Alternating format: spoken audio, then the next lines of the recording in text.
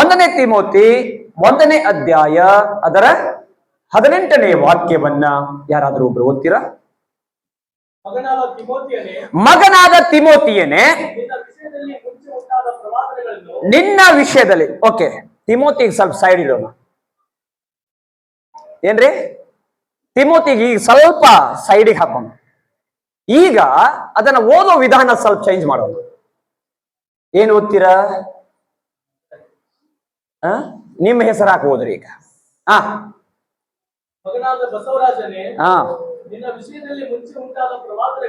ನಿನ್ನ ವಿಷಯದಲ್ಲಿ ಮುಂಚೆ, ಈಗಲ್ಲ, ಮುಂಚೆ ಉಂಟಾದ ಪ್ರವಾದನೆಗಳನ್ನ ನಾನು ನೆನೆಸಿ ನೀನು ಅವುಗಳಿಂದ ಧೈರ್ಯಗೊಂಡು ಕ್ರೈಸ್ತರ ದಿವ್ಯ ಯುದ್ಧವನ್ನ ನಡೆಸಬೇಕೆಂತ ಹೇಳಿ ನಿನಗೆ ನಾನು ಆಜ್ಞಾಪಿಸ್ತೇನೆ. ಹಲ್ಲೆಲೂಯ. ದೇವರು ಹೇಳ್ತಾನೆ ತಿಮೋತಿಗಂತೇಳಿ. ತಿಮೋತಿಗೆ ನೋಡ್ಬೇಡ್ರಿ, ಈ ದೇವರು ನಿನ್ ಜೊತೆ ಮಾತಾಡಿದ ವಿಷಯಗಳಲ್ಲಿ ಇನ್ನೂ ಶ್ರೇಷ್ಠವಾದಂತ ಆತ್ಮಿಕ ಹೋರಾಟವನ್ನ ನೀನ್ ನಡೆಸಬೇಕಂತ ಹೇಳಿ ನಾನು ನಿನ್ನನ್ನು ಎಚ್ಚರಿಸ್ತೇನೆ. ಹಲ್ಲೆಲೂಯ. ಇದೀರಾ? Hallelujah, hallelujah. ಏನ್ರಿ, ದಿನಾನು ನಮ್ಮ ಮನೆಯಲ್ಲಿ ಯುದ್ಧ ನಡೀತೈತಿ. ಇನ್ನ ಇಂಥ ಯುದ್ಧ ಮಾಡ್ಬೇಕು. ಯುದ್ಧಗಳು ಇರ್ತಾವ, ಹೋರಾಟಗಳು ಇರ್ತಾವ. ಆದ್ರೆ ಕೆಲವೊಂದು ತಾಳ್ಮೆಯಿಂದ ನಾವು ಹೋಗೋದು ಬಹಳ ಉತ್ತಮವಾದದ್ದು. ಸರಿನಾ? ಇಲ್ಲಿ ಹೇಳ್ತಾನೆ, ಅಂದ್ರೆ ನನ್ನ ಪ್ರೀತಿಯ ತಿಮೋತಿನಿಗೆ ಹೇಳ್ತಾನೆ, ನನ್ನ ಮಗನೇ, ನಿನ್ನ ವಿಷಯದಲ್ಲಿ ಮುಂಚೆ ಉಂಟಾದಂತ ಪ್ರವಾದನೆಗಳು ನಾನು ನೆನೆಸಿ. ಅವನು ಹೇಳ್ತಾನೆ, ನಾನು ಅದನ್ನ ನೆನೆಸ್ತೀನಿ. ಮುಂಚೆ ನೀನಿದ್ದ ರೀತಿ, ಮುಂಚೆ ನೀನಿದ್ದಂತ ಆ ವೈರಾಗ್ಯ, ಮುಂಚೆ ನೀನಲ್ಲಿದ್ದಂತ ಆಸಕ್ತಿ, ಮುಂಚೆ ನೀನಲ್ಲಿದ್ದಂತ ಪ್ರಾರ್ಥನೆ ಜೀವಿತ, ಮುಂಚೆ ನೀನಲ್ಲಿದ್ದಂತ ಆ ಒಂದು ಹೋರಾಟ ನಾನು ನೋಡಿದ್ದೀನಿ. ಅದನ್ನ ನೋಡಿ ನಾನು ಅದನ್ನ ನೆನೆಸಿ ನಾನು ದೇವರಿಗೆ ಸ್ತೋತ್ರ ಮಾಡ್ತೇನೆ. ಇದೀರಾ ಇಲ್ಲೇ? Hallelujah, hallelujah. ಮುಂಚೆ ಇದ್ದಂತ ಆಸಕ್ತಿ ಮತ್ತೆ ನಮಗೆಲ್ಲರಿಗೂ ಕಡಿಮೆ ಆಗಿದೆ. ಆದ್ರೆ ದೇವರು ಹೇಳ್ತಾನೆ, ಮುಂಚೆ ಇದ್ದಂತ ಆಸಕ್ತಿಯನ್ನ ನೀನು ಚೆನ್ನಾಗಿ ಇಟ್ಕೊಂಡಿದ್ದಿ. ಅದೇ ಒಂದು ಹೋರಾಟವನ್ನ, ಅದೇ ವೈರಾಗ್ಯವನ್ನ ತಿರುಗಿ ನಿನ್ನಲ್ಲಿ ಬರಬೇಕಂತೇಳಿ ನಾನು ಮತ್ತೆ ಕರ್ತನಲ್ಲಿ ಪ್ರಾರ್ಥಿಸ್ತಾ ಇದ್ದೇನೆ. ಹಲ್ಲೆಲೂಯ. ನಾವಾಗಲೇ ಒಂದು ವಾಕ್ಯ ಓದಿದೀವಿ. 7 ಸಭೆಗಳಲ್ಲಿ ಒಂದು ಸಭೆ, ಮೊದಲನೇ ಸಭೆ, ಮುಂಚೆ ನಿನಗಿದ್ದ ಪ್ರೀತಿ ನೀನೇನ್ ಮಾಡಿದಿ? ಬಿಟ್ಟು ಬಿಟ್ಟಿದೆ. ನಿನ್ನ ಆತ್ಮಿಕ ಜೀವಿತದ ಒಂದು ಹೋರಾಟ, ಆತ್ಮಿಕ ಜೀವಿತದ ಒಂದು ಪ್ರಯಾಣ, ಅದನ್ನ ಬಹಳ ಸೂಕ್ಷ್ಮವಾಗಿ ನೀನು ನೋಡ್ಕೊಂಡು ಹೋಗ್ಬೇಕು. ಇಲ್ಲಂತಂದ್ರೆ ಅಪಾಯಗಳು ಹೆಚ್ಚಾಗತ್ತೆ. ಯುದ್ಧಕ್ಕೆ ಹೋಗಿರ್ತೀವಿ, ಯುದ್ಧದಾಗ ಹೋಗಿ ಆರಾಮಾಗಿ ಕುತ್ಕೊಂಡ್ಬಿಟ್ರೆ, ಯುದ್ಧ ನಡೆದಿದೆ, ಘೋರವಾದ ಯುದ್ಧ ಇದೆ. ಆ ಯುದ್ಧದ ಸಮಯದಲ್ಲಿ ಆರಾಮಾಗಿ ನಾನು ರೆಸ್ಟ್ ಮಾಡ್ತೀನಿ ಅಂತಂದ್ರೆ ಪರ್ಮನೆಂಟ್ ಆಗಿ ರೆಸ್ಟ್ ಮಾಡಿಸ್ಬಿಡ್ತಾನೆ. ಪ್ರತಿದಿನ ನಿನ್ನ ಮೇಲೆ ಒಂದು ದಾಳಿ ನಡೀತಾ ಇದೆ. ಪ್ರತಿದಿನ ನಿನ್ನ ಆತ್ಮಿಕದಲ್ಲಿ ಬೆಳೆಸ್ಬೇಕಂತ ಪ್ರಯತ್ನ ನಡೀತಾ ಇದೆ. ಪ್ರತಿದಿನ ನಿನ್ನ ಆತ್ಮಿಕದಲ್ಲಿ ಕುಗ್ಗಿ ಹೋಗ್ಬೇಕಂತೇಳಿ ಪ್ರಯತ್ನ ನಡೀತಾ ಇದೆ. ಆದ್ರೆ ನಿನಗೆ ಗೊತ್ತಾಗ್ತಾ ಇಲ್ಲ, ನೀನು ಕಾಣದಿರುವಂತ ಮಂಡಳದಲ್ಲಿ ವೈರಿಯು ನಿನ್ನ ಮೇಲೆ ದಾಳಿ ಮಾಡೋದಕ್ಕೆ ಪ್ರಯತ್ನ ಮಾಡ್ತಾ ಇದ್ದಾನೆ. ಇವತ್ತು ನೀನು ದೇವರ ಭಕ್ತನಾಗಿರೋದ್ರಿಂದ, ಒಬ್ಬ ನಂಬಿಗಸ್ತನು ನೀನು ಆಗಿರೋದ್ರಿಂದ, ದೇವರ ಮುಂದೆ ಮೊಣಕಾಲು ಹಾಕಿ ನಿನ್ನನ್ನು ನೀನು ಇವತ್ತು ಬಲಪಡಿಸಿಕೊಳ್ಳೋದಾದ್ರೆ, ಈ ಹೋರಾಟದಲ್ಲಿ ಯುದ್ಧನಿಂದಲ್ಲ, ಯುದ್ಧವು ದೇವರದು. ಆದ್ರೆ ಯುದ್ಧದ ಮಧ್ಯೆ ನೀನಿರೋದ್ರಿಂದ ದೇವರು ನಿನ್ನ ಪಕ್ಷದವನಾಗಿದ್ದು ಹೋರಾಡ್ತಾನೆ. ಹಲ್ಲೆಲೂಯ. ಯೂದ ಪತ್ರಿಕೆ 1ನೇ ಅಧ್ಯಾಯದ 3ನೇ ವಾಕ್ಯ.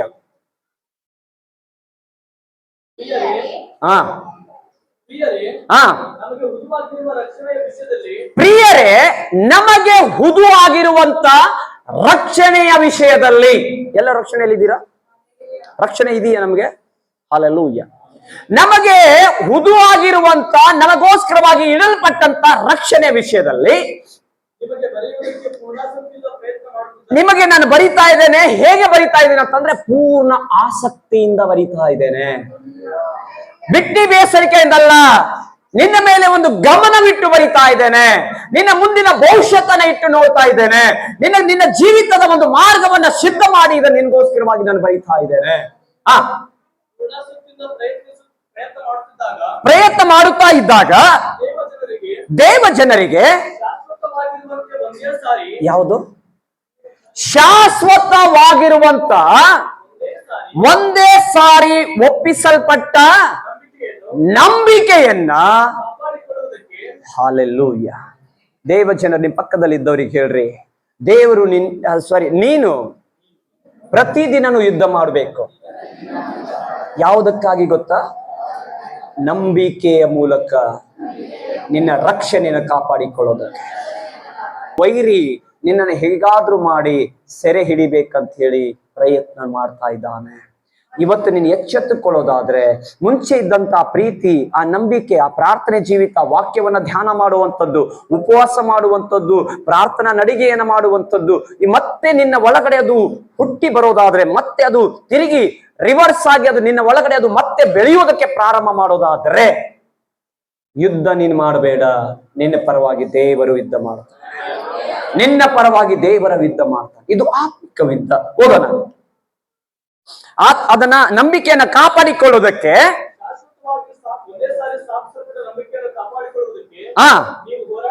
ನೀವು ಹೋರಾಡಬೇಕೆಂದು ಎಚ್ಚರಿಸಿ ಬರೆಯೋದು ಅವಶ್ಯವೆಂದು ನನಗೆ ತೋಚಿತು. ನಿಮ್ಮನ್ನ ಎಚ್ಚರಿಸಬೇಕಂತ ಹೇಳಿ ನನಗೆ ನನ್ನ ಒಂದು ಮನಸ್ಸಿಗೆ ಬಂದದರಿಂದ ನಾನು ನಿಮಗೆ ಬರೀತಾ ಇದ್ದೇನೆ. ನಾನಿವತ್ತು ಸಭೆಗೆ ಹೇಳ್ತಾ ಇದ್ದೇನೆ, ಹಲ್ಲೆಲೂಯ. ಕಡೆ ದಿನಗಳು ಕೆಟ್ಟ ದಿನಗಳು ಅಂತ ಬೈಬಲ್ ಹೇಳ್ತದೆ. ಕಡೆ ದಿನಗಳಲ್ಲಿ ಹಲ್ಲೆಲೂಯ, ತಿನ್ನೋದು, ಕುಡಿಯೋದು, ಮದುವೆ ಮಾಡೋದು, ಮಾಡಿ ಕೊಡೋದು, ಮಜಾ ಮಾಡೋದು ಎಲ್ಲ ನಡೀತದೆ. ಅದರ ಮಧ್ಯ ನೀತಿವಂತನ ದೇವರ ಪ್ರತ್ಯಕ್ಷನೂ ಆಗತ್ತೆ. ಬಹಳ ಎಚ್ಚರಿಕೆಯಿಂದ ನಾವು ದಿನಗಳನ್ನ ಕಳಿಬೇಕಾಗತ್ತೆ. ಹಲ್ಲೆಲೂಯ. ಓಕೆ, 1 ತಿಮೋಥಿ 4ನೇ ಅಧ್ಯಾಯಕ್ಕೆ ಮತ್ತೆ ಹೋಗೋಣ. ಯವನಸ್ಥನು ಅಂತಂದಾಗ, ಈ ಯವನಸ್ಥರು ಅಂತಂದ್ರೆ ಹೆಂಗ್ ಗೊತ್ತಾ? ಯವನಸ್ಥರು ಅಂದ್ರೆ ಅರ್ಥ, ನಾನು ಶಕ್ತಿಶಾಲಿ, ನಾನು ಬಲಿಷ್ಠ, ನಾನು ಬಹಳ ಎಲ್ಲದರಲ್ಲಿ ನಿಪುಣ, ನಾನು ಎಲ್ಲದರಲ್ಲಿ ಪರ್ಫೆಕ್ಟ್ ಆಗಿದ್ದೀನಿ. ಇದು ಎಲ್ಲ ಹೌದಲ್ಲ? ಯವನಸ್ಥರಿಗೆ ಇಲ್ಲ, ನನ್ನ ಹಿಂದೆ 4 ಜನ ಇರಬೇಕು, ನಾನೇ ಮುಂದೆ ಕಾಣಬೇಕು. ಇದೊಂದು ಈ ಹ್ಯಾಬಿಟ್ಸ್ ಇರ್ತದೆ, ಯವನಸ್ಥರಿಗೆ ಇರ್ತದೆ. ಎಲ್ಲದರಲ್ಲಿ ನಾನೇ ಮುಂದೆ ಕಾಣಬೇಕು, ಎಲ್ಲದರಲ್ಲಿ ನಾನೇ ಮುಂದಿರಬೇಕು ಅನ್ನುವಂಥದ್ದು ಎಲ್ಲರಿಗೂ ಇರುವಂತ ಒಂದು ಯವನಸ್ಥ. ಅಂದ್ರೆ ಯವನಸ್ಥ ಅಂತ ಅನ್ಕೋಬೇಡಿ, ನಮ್ಗೆಲ್ಲರಿಗೂ ದೇವರು ಮಾತಾಡ್ತಾ ಇದ್ದಾನೆ. ಹಲ್ಲೆಲೂಯ. ನೋಡಿ ಏನ್ ಹೇಳ್ತಾ ಇದ್ದಾನೆ ದೇವರು, ಯವನಸ್ಥನೆಂದು ನಿನ್ನನ್ನು ನೀನು ಅಸಡ್ಡೆ, ನಿನ್ನನಿಗೆ ನೀನೇ ಅಡ್ಡಿ ಆಗ್ಬೇಡ ಅಂತ ಹೇಳ್ತದೆ. ಇದೀರಾ? ನಿನ್ನ ಆತ್ಮಿಕ ಜೀವಿತವನ್ನ ಬಿಡಿಸೋದಕ್ಕೆ ಮತ್ತೊಬ್ಬರ ಕಾರಣ ಇಲ್ಲ, ನಿನ್ನ ಪಕ್ಕದಲ್ಲಿದ್ದವ್ರ ಕಾರಣ ಅಲ್ಲ, ನಿನ್ನ ಸ್ನೇಹಿತನ ಕಾರಣ ಅಲ್ಲ, ನಿನ್ನ ಸ್ನೇಹಿತರು ಕಾರಣ ಅಲ್ಲ, ಅಥವಾ ನಿನ್ನ ಹಿಂದೆ ಮುಂದೆ ಇರುವವರು ಕಾರಣ ಅಲ್ಲ. ನಿನ್ನ ಆತ್ಮಿಕ ಜೀವಿತದಲ್ಲಿ ನೀನು ಬಿದ್ದೋಗೋದಕ್ಕೆ ಕಾರಣ ನೀನೇ ಆಗ್ಬಿಡ್ತೀಯ. ದೇವರು ಹೇಳ್ತಾ ಇದ್ದ, ನಿನ್ನ ಆತ್ಮಿಕ ಜೀವಿತಕ್ಕೆ ನೀನೇ ಅಡ್ಡಿ ಆಗ್ಬೇಡ. ಹಲ್ಲೆಲೂಯ. ಕೆಲವೊಬ್ಬರು ವಿಚಾರ ಮಾಡ್ತೀವಿ, ಇಲ್ಲ ನನಗೆ ಹಂಗಾಯ್ತು, ನಿನಗೆ ಅವ್ರು ಏನು ಆಗ್ಲಿಲ್ಲ, ಅವಕಾಶ ನೀನ್ ಕೊಟ್ಟದ್ರಿಂದ ಆಯ್ತು. ನೀನು ಎಚ್ಚೆತ್ತುಕೊಂಡಿದ್ರೆ, ನೀನು ಎಚ್ಚರವಾಗಿದ್ದಿದ್ರೆ ಈ ವಿಷಯ ಬರ್ತಿರ್ಲಿಲ್ಲ, ಆಗ್ತಿರ್ಲಿಲ್ಲ. ಹೌದಲ್ವಾ? ಹಲ್ಲೆಲೂಯ. ನೋಡಿ ಏನ್ ಹೇಳ್ತಾ ಇದೆ, ಯವನಸ್ಥನೆಂದು ಯಾರಿಗೂ ಅವಕಾಶ ಕೊಡಕ್ ಹೋಗ್ಬೇಡ, ಯಾರಿಗೂ ಅವಕಾಶ ಕೊಡಬೇಡ. ನಿನ್ನ ಆತ್ಮಿಕ ಜೀವಿತದಲ್ಲಿ ನಿನ್ನ ಮೇಲೆ ದಾಳಿ ಮಾಡೋದಕ್ಕೆ ಯಾವ ಶಕ್ತಿಗೂ ಅವಕಾಶ ಕೊಡಬೇಡ. ನೀನ್ ಅದರಲ್ಲಿ ಜಾಗ್ರತೆ ವಹಿಸು.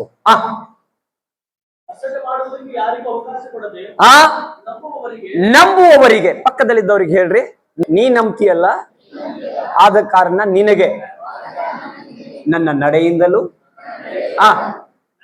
ನಡೆ, ನುಡಿ, ಪ್ರೀತಿ, ನಂಬಿಕೆ, ಶುದ್ಧತ್ವ ಇವುಗಳ ವಿಷಯದಲ್ಲಿ ನಾನೇ ನಿನಗೆ ಮಾದರಿಯಾಗಿರ್ತೇನೆ.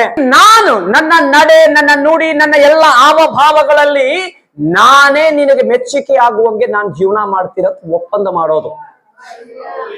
ಹಲ್ಲೆಲೂಯ. ನನ್ನ ನಡವಳಿಕೆಯಲ್ಲಿ ಒಂದು ಬದಲಾವಣೆ, ನನ್ನ ಮಾತಿನಲ್ಲಿ ಒಂದು ಬದಲಾವಣೆ, ನನ್ನ ವಿಚಾರದಲ್ಲಿ ಒಂದು ಬದಲಾವಣೆ. ಇದಕ್ಕೆ ನೀನೇ ಸಾಕ್ಷಿ. ನೀನು ನಂಬಿಗಸ್ತನಾಗಿದೆಯಲ್ಲ, ಹಾಗಾದ್ರೆ ನೀನು ನಂಬಿಗಸ್ತನಾಗಿರೋದ್ರಿಂದ ನಾನು ಹಂಗ ನಡೆಯೋದಕ್ಕೆ ನಾನು ಇವತ್ತಿನಿಂದ ಪ್ರಯತ್ನ ಮಾಡ್ತೇನೆ. Hallelujah, hallelujah. ದೇವರ ಪವಿತ್ರ ನಾಮಕ್ಕೆ ಸ್ತೋತ್ರ. ದಾವಿದನ ಎಷ್ಟು ಚೆನ್ನಾಗಿ ಗೊತ್ತು. ಈ ದಾವಿದನು ಕುರಿ ಕಾಯ್ತಾ ಇದ್ದ, ಹೌದಾ? ಕುರಿ ಕಾಯ್ತಾ ಇದ್ದ. ಕುರಿ ಕಾಯುವಂತ ಸಮಯ, ಅವಾಗ ಅಪ್ಪನಿಂದ ಒಂದು ಮಾತು ಬಂತು. ಯಾರಿಗೆ? ದಾವಿದನಿಗೆ ಒಂದು ಸುದ್ದಿ ಬಂತು. ಇಲ್ಲ, ನಿಮ್ಮ ಅಣ್ಣಂದ್ರೆಲ್ಲರೂ ಯುದ್ಧಕ್ಕೆ ಹೋಗಿದ್ದಾರೆ, ನೀನು ನಿಮ್ಮ ಅಣ್ಣಂದರಿಗೆ ಸ್ವಲ್ಪ ಊಟದ ವ್ಯವಸ್ಥೆ ಮಾಡಿಕೊಂಡು ಅವರ ಕಷ್ಟ ಸುಖ ವಿಚಾರಣೆ ಮಾಡಿ ನೋಡ್ಕೊಂಡು ಬಾ ಅಂತ ಹೇಳಿ ಅಪ್ಪ ಮಗನಿಗೆ ಹೇಳ್ತಾನೆ. ಸರಿ ಅಂತೇಳಿ ಇವನು ತನ್ನ ಕುರಿ ಅಲ್ಲೇ ಬಿಟ್ಟು ಓಡ್ ಹೋಗ್ಲಿಲ್ಲ. ನಾವಿದ್ರೆ ಎಲ್ಲರ ಹಾಳಾಗ್ಲಿ ಅಂತ ಹೋಗ್ಬಿಡ್ತಿದ್ವಿ, ಆದ್ರೆ ಅವ ಹಂಗ್ ಮಾಡ್ಲಿಲ್ಲ. ತನ್ನ ಕುರಿಗಳನ್ನ ಇನ್ನೊಬ್ಬರ ಕೈಗೆ ಒಪ್ಪಿಸಿ ಜವಾಬ್ದಾರಿಯಾಗಿ ಕೊಟ್ಟು ಅವನು ತಂದೆ ಮಾತಿನಂತೆ ನಡೆಯುವುದಕ್ಕೆ ಹೋದ. ಗೋಲ್ಯಾತನು ಕೂಗಿನ ಮೇಲೆ ಕೂಗು, ಅನೇಕ ರೀತಿಯಲ್ಲಿ ಚೀರಾಡಿ ಕೂಗ್ತಾನೆ. ಇವನು ಏನ್ ವಿಷಯ, ಏನ್ ನಡೆದಿದೆ ಅಂತ ವಿಚಾರಣೆ ಮಾಡ್ತಾರೆ. ವಾಕ್ಯ ಓದೋಣ. 17ನೇ ಅಧ್ಯಾಯ, 1ನೇ ಸಾಮುವೇಲ 17ನೇ ಅಧ್ಯಾಯ 28ನೇ ವಾಕ್ಯ. ದಾವೀದನು ಜನರ ಸಂಗಡ ಮಾತಾಡೋದಕ್ಕೆ ತೊಡಗಿದ. ಜನರ ಸಂಗಡ ವಿಚಾರಣೆ ಮಾಡ್ತಾ ಇದ್ದಾನೆ. ಏನ್ ನಡೀತಾ ಇದೆ, ಏನ್ ವಿಷಯ, ಯಾಕೆ ಹಿಂಗಾಗ್ತಾ ಇದೆ ಅಂತ ವಿಚಾರಣೆ ಮಾಡ್ತಾ ಇದ್ದಾನೆ. ವಿಚಾರಣೆ ಮಾಡುವಾಗ ನೋಡ್ರಿ, ಅವ ಏನ್ ತಪ್ಪು ಮಾಡಿದ ದಾವೀದ. ಈಗ ದಾರಿಯಲ್ಲಿ ಹೋಗ್ತಾ ಇರ್ತೀರಿ, ಏನೋ ಒಂದು ನಡೆದಿರ್ತದೆ. ಯಾರು ನಿಮ್ ಬೈಕೋ ಕಾರೋ ತರಬಿ ಏನಾಯ್ತು ಅಂತ ಕೇಳೋದಿಲ್ವಾ? ಕೇಳ್ತಿರೋ ಇಲ್ವೋ? ಹಂಗಂದ್ರೆ ಅವ್ನ್ ತಪ್ಪ, ಅವ್ನ್ ಕೇಳಿದ ತಪ್ಪೇನ್ರಿ? ಇವ್ ದಾರಿಯಲ್ಲಿ ಹೋಗ್ತಾ ಇದ್ದಾನೆ, ಏನೋ ನಡೀತು, ಅವಾಗ ಏನಾಯ್ತು ಅಂತ ಇವ್ ವಿಚಾರಣೆ ಮಾಡ್ತಾ ಇದ್ದಾನ ಅಷ್ಟೇ. ಏನು ಹೇಳಿಲ್ಲ ಅವನು ಬೇರೆ ಮಾತೇ ಮಾತಾಡಿಲ್ಲ. ಏನ್ ನಡೀತಾ ಇದೆ ಅಂತ ಅಷ್ಟೇ ಕೇಳಿದ. ಅಷ್ಟ್ರ ಒಳಗಡೆ ಅವ್ರ ಅಣ್ಣ, ಹಿರಿಯಣ್ಣ ಬಂದ. ಲೆಫ್ಟೋ ರೈಟ್ ಅಂತ ತಗೊಂಡ. ಯಾರಿಗೆ? ದಾವೀದ. ನಮ್ಮ ಪಾಪ ಏನು ಮಾಡೇ ಇಲ್ಲ. ಸೊ ಕೇಳಿದ, ಏನ್ ನಡೀತಾ ಇದೆ ಅಂತ ಕೇಳಿದಕ್ಕೆ. ಓದೋಣ ವಾಕ್ಯ. ಹಿರಿಯಣ್ಣನಾದಂತ ಎಲಿಯಾಬನ್ನು ಕೇಳಿ ಕೋಪಗೊಂಡು, ನೀನು ಇಲ್ಲಿಗೆ ಬಂದದೇಕೆ? ಮೊದಲನೇ ಪ್ರಶ್ನೆ, ನಿಂದೇನಪ್ಪ ಇಲ್ಲಿ ಕೆಲಸ? ನೀ ಯಾಕೆ ಬಂದೆ? ಅಲ್ಲಲ್ಲ, ಕೆಲವರು ನಮ್ಗೆ ಹೇಳ್ತಾರ, ನಿನ್ ಕೆಲಸ ಇಲ್ಲ, ನೀ ಸೀದಾ ಹೋಗ್ಬಿಡು. ನನ್ ವಿಷಯದ ನಿಂದೆ ಯಾಕೆ ತಲೆ ಹಾಕ್ತಿ, ನೀ ಯಾಕೆ ತಲೆ ಹಾಕ್ತಿ ಮಾತಾಡ್ತಾರ. ಅಲ್ಲಲ್ಲೂಯ್ಯ. ಇಲ್ಲಿ ನೀನ್ ಕೆಲಸ ಏನು, ನೀ ಯಾಕೆ ಬಂದಿ ಇಲ್ಲಿ? ಮೊದಲನೇ ಪ್ರಶ್ನೆ. ಅದಾದ್ಮೇಲೆ ನೋಡ್ರಿ ಅವ್ನ್ ಹೆಂಗ್ ನೋಡ್ತಾರೆ. ನಾನ್ ಯಾರು ಗೊತ್ತಾ? ದಾವೀದ, ನಾನು ಯುದ್ಧ ಮಾಡುವ ಸೈನಿಕ. ದಾವೀದ, ನಾನು ಯುದ್ಧ ಮಾಡೋ ಸೈನಿಕ. ಸುಮ್ನೆ ನಾ ಕುರಿ ಕಾಯಕತ್ತಿ, ಕಾತ್ಕೋತೀರು, ನಿನಗೆ ಎದಕ್ ಬೇಕಿದ್ರು ಉಸಾಬ್ರಿ ಅಂತ ಬೇದ. ಯಾರಿಗ ಒಪ್ಪಿಸ್ ಬಂದಿ? ನಿನ್ನ ಸೊಕ್ಕು. ನೋಡಿ ಏನ್ ಮಾತಾಡ್ತಾನೆ. ಅಣ್ಣಗಳು ತಮ್ಮಗಳಿಗೆ ಹಿಂಗೆ ತಾನೇ ಮಾತಾಡೋದು. ನಿನ್ ಸೊಕ್ಕು ಬಹಳ ಆಗೈತಿ ಹೇಳ್ತಾರಲ್ರಿ. ಅವನು ಅದೇ ಡೈಲಾಗ್ ಹೊಡಿದ ಅಲ್ಲಿ. ನಿನ್ ಸೊಕ್ಕು, ನಿನ್ನ ತುಂಟತನ, ನಿನಗೆ ಸಲಿಗೆ ಜಾಸ್ತಿ ಆಯ್ತು. ಏನಂತ? ನಿನಗೆ ಸ್ವಲ್ಪ ಸಲಿಗೆ ಕೊಟ್ಬಿಟ್ಟಿವಿ. ನೆವ ಮಾಡ್ಕೊಂಡು ಬಂದಿಯಲ್ಲ, ನೀನ್ ಬಂದಿದ್ದು ಊಟ ಕೊಡಕ್ಕಲ್ಲ, ನೀನು ಯುದ್ಧ ನೋಡಕ್ ಬಂದೀಯ ಅಂತ ಹೇಳಿ ಅವ್ನ್ ಬೈತಾರ. ಅವಾಗ ತಮ್ಮ ಏನ್ ಹೇಳ್ತಾನ ಗೊತ್ತಾ? ದಾವೀದನು, ನಾನೇನ್ ತಪ್ಪು ಮಾಡಿದೆ? ಹಲೋ, ನಾನ್ ಏನ್ ತಪ್ಪು ಮಾಡಿದೆ? ನಾ ಏನಾದ್ರೂ ಮಾಡಿದೆ ಅಂತದ್ ಏನಾದ್ರು ಹೇಳಿದ್ನಾ? ಏನಾದ್ರೂ ಮಾಡಿದ್ನಾ? ಏನ್ ಆಯ್ತು ಅಂತ ಕೇಳಿದೆ ಅಷ್ಟೇ.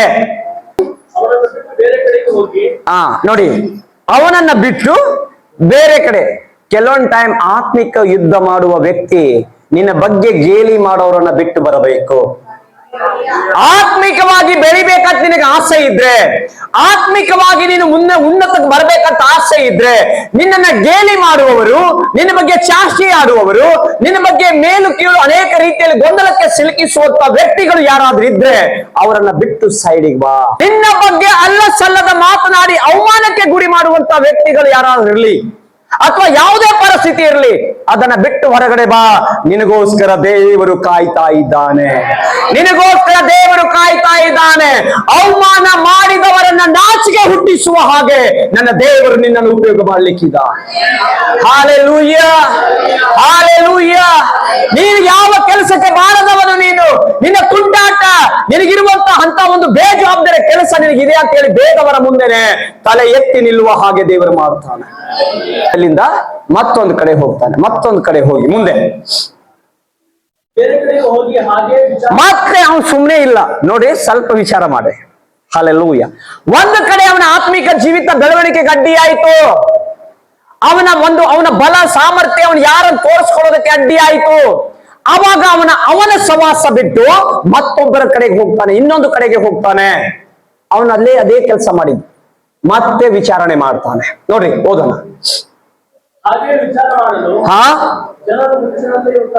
ಮುಂಚಿನಂತೆ ಉತ್ತರ ಕೊಟ್ಟರು. ತಿಳ್ಕೊಂಡ್ ಬಿಟ್ಟ. ಈಗ ನನಗೆ ಅಣ್ಣ ಅದಾನೆ, ನನಗೆ ಮಾವ ಅದಾನೆ, ನನಗೆ ಅಕ್ಕ, ಯಾರು ಇಲ್ಲ, ಹೆಲ್ಪ್ ಯಾರು ಮಾಡೋದಿಲ್ಲ.